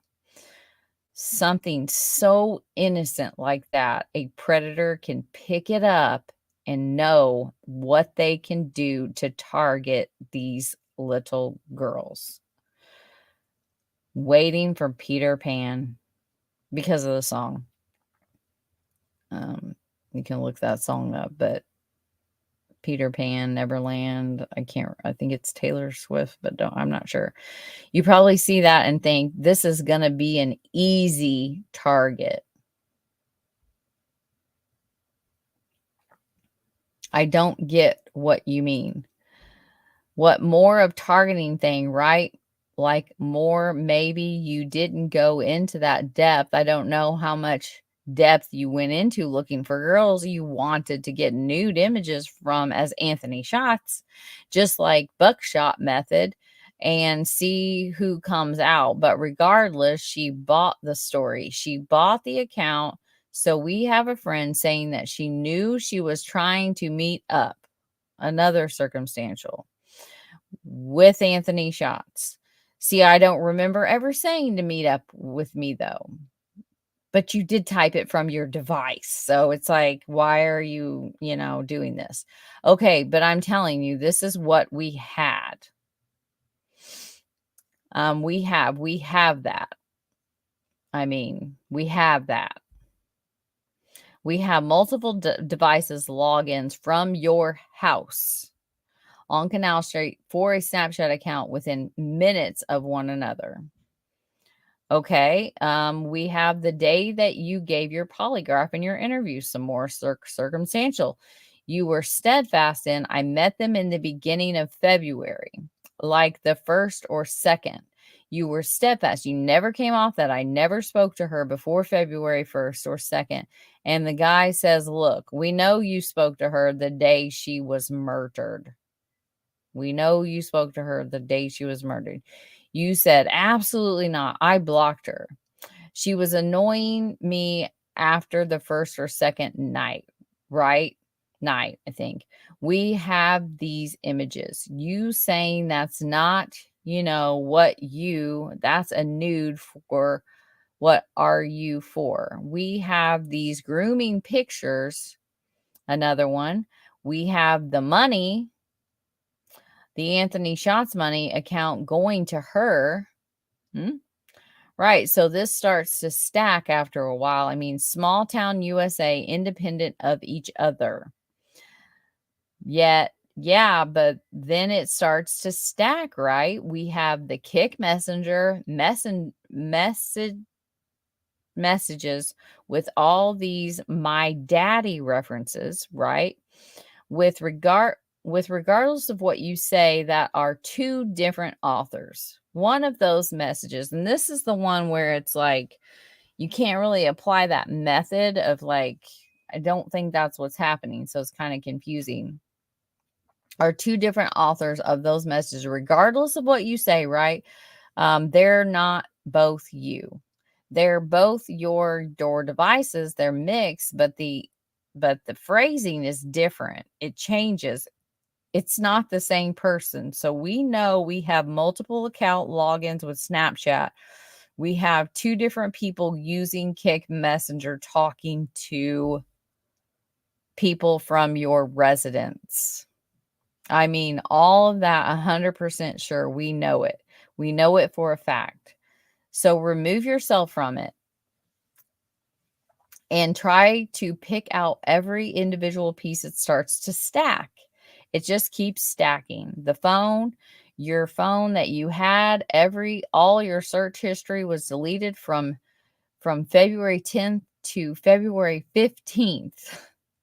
Wow, that's telling. There's nothing in between. So now what's interesting about that is all those other phones have complete histories. Nothing's gone. So look at that. Those 5 days are gone from just prior to the murders to the day after the murders, or 2 days after. So during the time frame where this grooming would have been built up to meeting, it's gone. It's wiped away from your phone. Another circumstantial. But your other devices are complete. So now it all starts to stack. The complexity of your Anthony Shots persona, the cars, the influence, the Lamborghinis, the Ferraris. I'm not sure why that part starts to stack. He says, yeah. Okay. It's not you. It's not your idea. You and I both know it's not your idea. So again, he could be going back to the statement up here where they think there's someone else involved, or it could be that they're trying to diffuse a little bit. What do you mean? That's not, and then they also might be trying to play to his ego. If he's egotistical, he's going to want to have the idea. He's the one with the ideas. If you're going to get someone that's an arrogant narcissist, they're not going to want to. If it's my idea, it's my idea. What do you mean that's not my idea? To take pictures of money and stuff and send them to people? The complexity of it. Okay. It's just not you. I don't know. Is it? The only other person that had here he goes talking about his friend again. That's literally it. Not at that time. No, I promise you, anytime. Not in Vegas. Right. Not in Vegas. Yeah. When you're searching nonstop about the Delphi investigation, when you're supposed to be on vacation, when you're still actually sending Snapchats to Liberty, when you know she's dead. What? When you're still actually sending Snapchats to Liberty when you know she's dead? Am I reading that right? When you're searching nonstop about the Delphi investigation, when you're supposed to be on vacation, when you're still actually sending Snapchats to Liberty when you know she's dead. messages. Did y'all catch that? And I've just like not caught that all of this time. Like he was sending her snaps when he knew she was dead. I don't ever remember doing that. Well, I'm telling you, you did. That's a fact.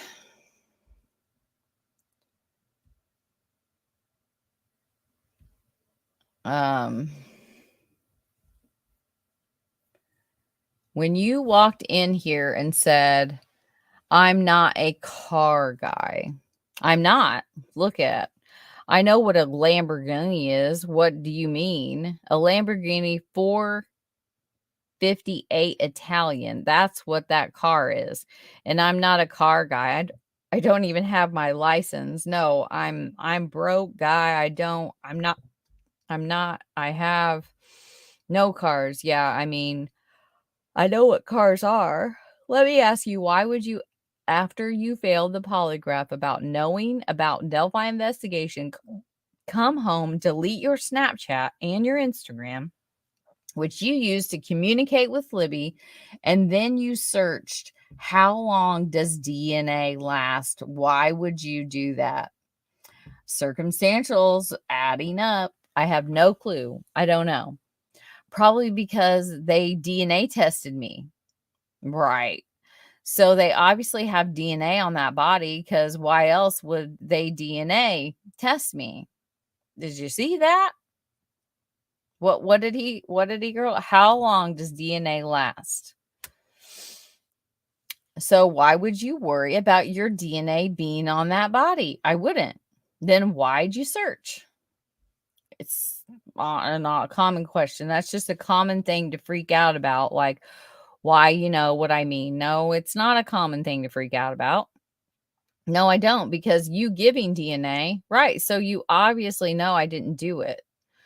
Obviously no. Like that, those two words together right there are not good on his behalf. Right. Yeah. Yeah. But then you started to think, not see, like, then why would you search? You want people to do that, but I wasn't. You want people to do that, but I wasn't. Why would you care how long DNA lasts? What if it lasts 100 years? What would it matter to you if it was on the body? Then it would matter. Right?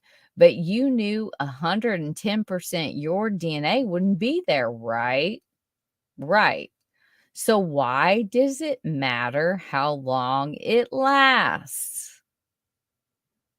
It doesn't make sense, Kegan, because I wondered if the person had DNA on their body, if they actually knew who the person was.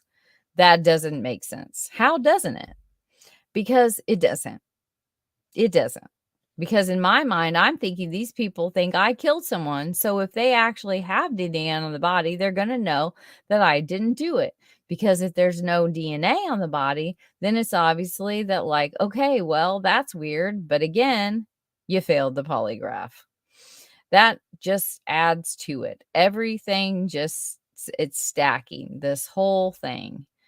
It's not, though. If you get what I'm saying, I mean, really not. Like, I literally have no clue how that girl died, distancing himself from the victim. I don't know anything to do with it.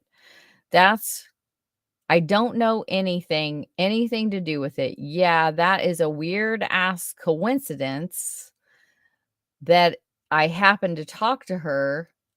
Like, I get that. And then we go again, something else that stacks on top of this is when you talk to the investigators. I mean, this is fresh in your mind. You just got back from Vegas. You've been nonstop searching this stuff. You have been talking about it with other girls that knew Libby. You have been searching it before you went to Vegas. And then you tell investigators, I was with my dad all day. We went to grandma and grandpa's at noon. No, I told them I didn't know what. I mean, I don't ever. And then he was like, I didn't know what I mean, I don't ever leave. So, like, yeah, I'm probably at his house, really. But I mean, I'm telling, I don't remember everything I did. Well, I'm refreshing your memory.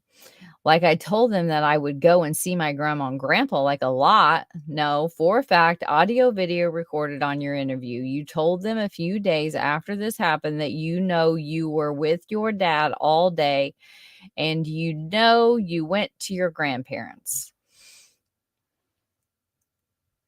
And he's saying I never ever did really. From on your interview said you either said 12 to 2 or 12 to 3, and then you came back home. That's what you said. Right. That's not, I don't remember. That's what you said, right? No, because he was like, hey, you really need to think about this. He remembered an investigator telling him to think about this, but not other stuff. See where I'm going here? Right. You really need to think about, and that's what you said. Well, your phone does not line up to that. And again, that's another fact. I don't have to remember it. Okay, where's my phone at? Please tell me. Now he's getting smart. So it was at your residence. Because I think you knew that. All day. Because I don't ever leave there. Until when? You went to somewhere near your grandpa's house, but you did not go to your grandpa's house. And he says D house. Where? D's house. Okay. It's the only other place I go. He sold me weed. That's literally the only other place I go. So why lie? Several times, but I don't. I didn't think I ever lied, but I'm saying if I left my house on that day, it was to my grandparents or to D's. So said in an interview, audio recorded to 2 law enforcement officers, including an FBI agent. Right. You said I was here at home from this time to this time. Then I went to my grandparents and then we went right back home and I was with my dad the entire time. Done. I know. Okay. So for a fact, because you said it and that's what you said. Okay. But now you're telling me where were you last Monday at 7:45 p.m.? Now he's getting smart. He's starting to get showing himself. Probably at home, but again, okay, I was probably at home. Ugh. This is where his psychopathic side starts to come out a little bit in the little jabs that he does. This is what I'm telling you. I mean, do you get what I'm saying though? Like, no, I don't, because I mean, you don't. Okay. He seems like he starts to get a little flustered. Okay, where were you Monday at 7:45? Kegan, this isn't about, why don't you know? You see what I'm saying though? No, like people don't remember every no little thing about life. They do when it involves them. When I had nothing to do with it, so why would I even? But you remember what I was doing. Why would I even remember what I was doing? One of the last people to, this is why. Okay. This is, but if I, what was he going to say there? But if I, such a big deal, did that, don't you think I would know exactly where I was at? Yes, and that's what you told people. Exactly. But it was a lie. Okay, so was your phone at? Remember he said I was going to meet them, but they didn't show up. Literally like placing himself, you know? I told you it was at your house. So, okay, so where was my phone? Not me, where was my phone? It was at your house, exactly. And then it went to where? It wasn't grandma and grandpa's. Where was it? Not him, the phone. I'll tell you that much. Where was it in Peru? Yep. So he knew it was in Peru. Exactly. Country Club Road. Whose house is that? Country Club Road. I have no clue. That's where my grandma lived. I mean, my grandma lives out by Pawpaw.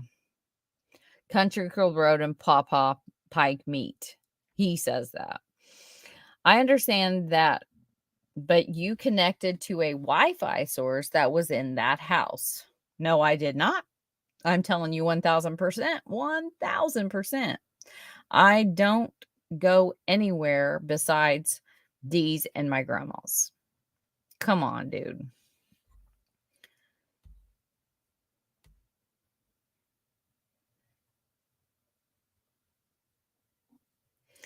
Um, he was like, well, where do you ever go? That's the only places I go. I don't know what I was doing on that day 2 weeks ago. I don't effing know. So it's like if someone asked me right now, but he knew back then, he had it all lined up back then. Now he doesn't know.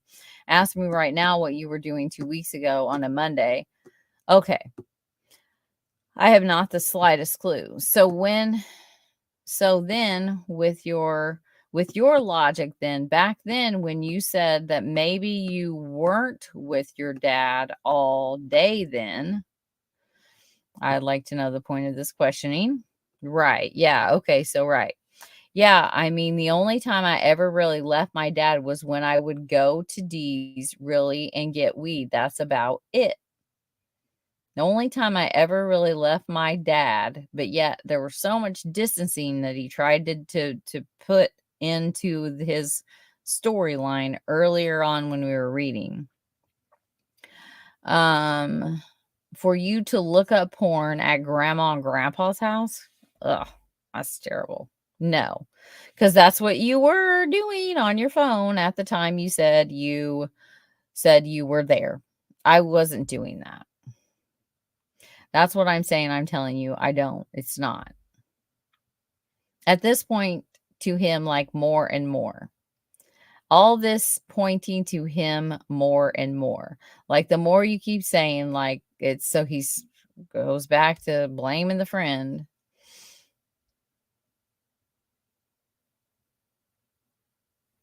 And then he just kind of, did I F up that day? I have no clue what I was doing.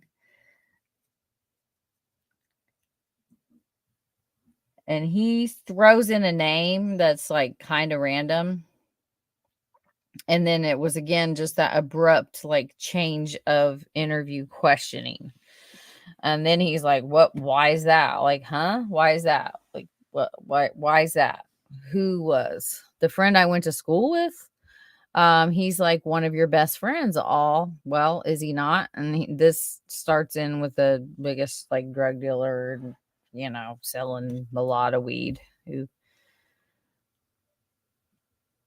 And then this is another one of like him starting to show because remember he tried to play so demure of like, I don't know, I don't remember, I don't know, this psychoanalyze myself and all this. And then, oh, okay, well, you guys need something better to do with your time instead of raiding people's houses for an ounce of weed, like trying to make them feel inferior to him. And then, so he just gets 1 ounce and he gets it and he puts it on the table and goes, that's for Kegan, 1 ounce. That's how I'm going to make money as a drug dealer. I'm going to sell 1 ounce for one particular. Did I say that? You said all he has 1 ounce of weed. Why do you think? I had no job. I meant put it together, I mean, figure, like put it together. Wow. Why'd you blow him off in Vegas? He blew him off because he says that he couldn't get him the weed supplier that he thought he could because he's just full of shit. But what I'm more concerned about is that is a boy did we just give you something from 2017 that you were able to remember just like that? You see that? I know, because he's my best friend, but yet know nothing about a girl that was murdered. You remember. Yes, because I know her. Yeah, I don't. I don't spend years of my life with a person that got murdered. Yeah, I know. Like, that is like my good friend. Yeah, I know stuff about him. And now he's just scrambling. I can't wrap my head around why you're willing to put all of this on you. Why are you protecting somebody else? Who am I protecting? What are you talking about? Are they trying to confuse him? Can we really say that they're trying to really ask him a lot about his dad? Is that something that we should be hanging on to just because someone else told us that we should be hanging on to his dad? Like, I don't know. I don't know. You think I know who killed them? And he says, absolutely. Oh my God. Absolutely, because you know why I know that? Well, you're obviously terrible at your job, if you really honestly think that, but you're absolutely terrible at your job, sir. I'm sorry to say that, but do you know who killed those girls? And he says, no, period. Hang on. I'm not literally asking you right now. Do you know for sure who killed those girls? No. Yeah, I'm sorry. Yeah, no. Yeah, did you say no both times in your polygraph? And guess what? That was deception. Hey, a lot of people fail those lie detector tests. What are you talking about? Why do you think they can't use those in court? Guarantee he's been looking that up too. That's a reason why double homicide, you can't use a polygraph in court, because people fail like me who have anxiety problems that are freaking out. But those people that fail for other cases or whatever you're referencing weren't talking to the victim of a crime the day of, weren't grooming them. O.J. Simpson, yes, he was. O.J. Simpson is who he wants to bring up here. He's guilty. The glove would have fit if it didn't get wet, is what it should say, instead of if the glove doesn't fit, you must acquit. Like, I think it's fitting that he is hanging on to O.J. Simpson and not some other one that was like rightfully exonerated, because there's been some prolific cases of justified, like rightfully exonerated killers on death row, and he picks OJ Simpson. And I do get that it was a big case, but not for this kid's time. Mine, yes, probably yours, but not this kid. He's too young. Weren't sending pictures to the victim. Here they are laying it out again. Didn't say it is bad that I'm super into you. I just don't understand why you're protecting the person. I mean, was it as simple as that? She just said, hey, I'm going to the high bridge, and you told somebody. I literally have no clue about anything about that, but yet you can come in here and literally talk for 24 hours straight. I don't know anything about that, but yet you remember 110% that you had a conversation with a guy in Vegas on 2/23, but I'm supposed to make thousands about weed, about buying weed. Buying to get to smoke weed. You said I talked to him about blank. K. He said, why did you bring up K? I met that guy to talk about weed to K. I couldn't find it from the guy. He didn't have what K needed. I don't associate because he sells too much weed other than D.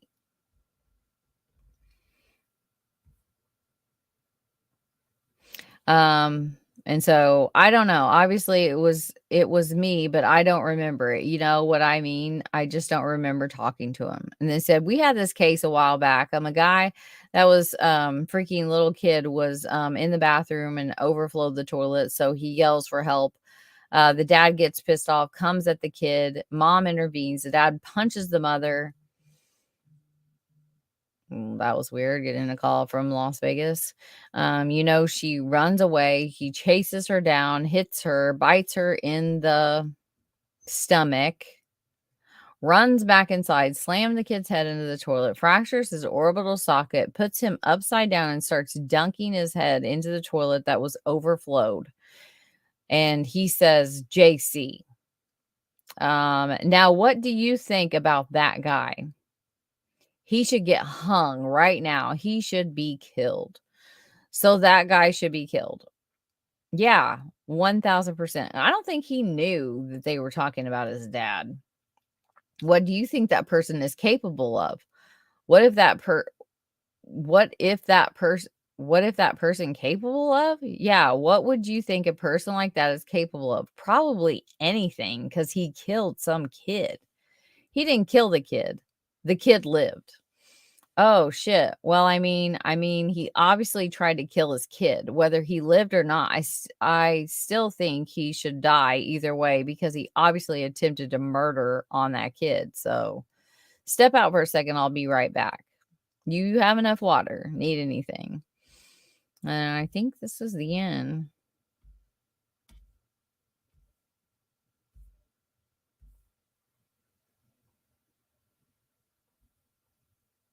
And he did say to him, I feel that you feel somewhat responsible for them dying.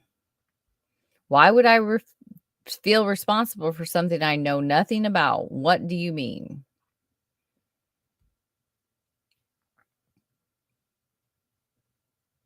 Oh my God. So every single person that like Google searched about them dying is a suspect.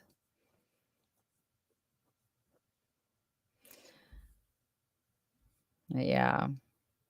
You have him on video, right? You have evidence. You have all this evidence showing that it was him. Interesting.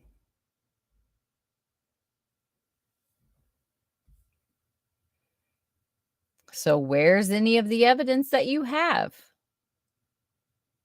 That's not evidence. That's me talking to the that's not evidence of me killing anyone. I've never even remember a time I've been to Delphi. Interesting. Right before she died, and we have witness statements that talked to Anthony Shots that said they were talking about meeting up, even to the point so far that she said Anthony Shots told her when they said, oh my God, what happened? Hey, I was supposed to meet her, but she didn't show up. That's evidence. I don't think I ever said that. Man, I don't again. That's goes back to the I don't remember thing. I don't think the guy at the gas station said that, but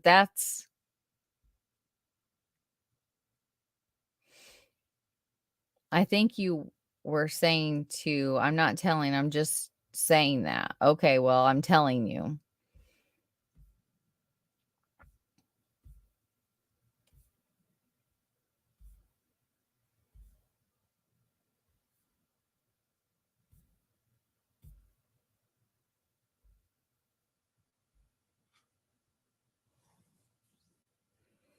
So right after, I'm talking minutes that you are searching, police continue to pursue leads in Delphi girls' murders, girls missing after posting Snapchat messages, articles.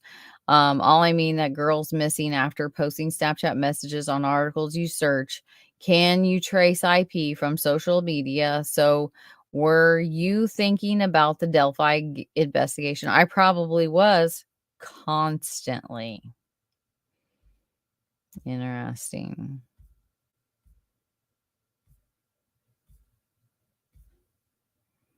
I think that's all, folks.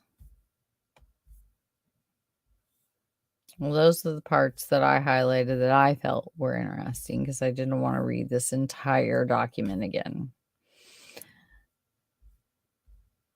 But I hope you all enjoyed. I'm sorry I did not do good out looking at the chat tonight. That was a lot, but I wanted to finish it. I know it's been a super long night. We started at 7:20. I just wanted to be done with this. Yahoo. I think that you can go both ways. You know, I don't know who killed Abby and Libby. It is not my job to solve their murders. I am just simply adding something that could possibly help. It is not our job as the general pop to solve crimes. It's just not. We may help. We may be able to uncover something. Like sometimes when I'm searching on, MECMA, or like NamUs, I may be able to find a pattern that law enforcement could find useful. There are things that you may be able to help with. You may be able to fund. You may be able to fund a cold case getting solved through DNA, but you are not here to solve this case or any other case. Just arrogance on your part that you think that. And these families don't deserve a bunch of yahoos trying to be out here justifying their actions because they're trying to solve a case that is not their job to do. It is law enforcement and prosecutors and judges. They're the only ones that are tasked with the responsibility of serving out justice. And on that note, I'm going to head on out of here. I so appreciate everybody being here, and I'm going to go back through and read through these comments that I have neglected you at the end of this live. Like I said, when I'm reading, I can't see my screen. I don't have two. My cell phone, I'm too old to see it, so I have to really look. But I so appreciate everybody being here tonight. You are all awesome, and I hope you have a wonderful week. And I will probably be live maybe on like Wednesday-ish of this week. Maybe it might not be till Sunday. I got a busy weekend. Iron Man is this weekend. If you are into MWXC, and Iron Man is awesome. Tyler Farr is going to be there on Saturday night, but I will be elsewhere having just as good a time. But I would love to be there all 4 days of Iron Man. And if you don't know what Iron Man is, you should check it out. I'm not talking about going to some CrossFit, lift weights, pull on semis. No, this is redneck crazy. It is in the woods, ATVs, 4x4s, just awesome mud fun and hiking and danger. And I'm so glad my man is not racing anymore, because I wouldn't have been able to say that a couple years ago. So I'm really happy that that's not going to be a scare this year. But, like, to leave off with this Kegan stuff, like, there is a case for him being just like there was Garrett Kurtz. If you go back and listen to what I said about when I did the deliberating Delphi Garrett Kurtz, there is a case for him being, there was coincidences. There were things in his personality that I can see him, just as when I was reading that the phases of a killer, and he psyched himself up and he gets out there and he's done all of these different phases and he gets out there and they reject him. What is his temperament? It seems pretty hot.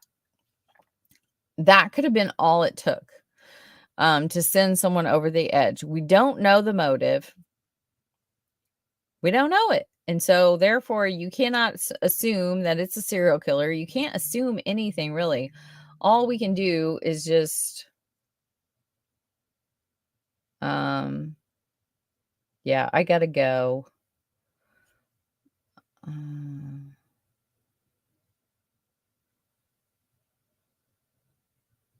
hold on. Migraines are awful. But I appreciate everybody being here. And at the end of the day, it is they're just like anyone else because we're just the public. And it could be him and it could not be him. I don't know.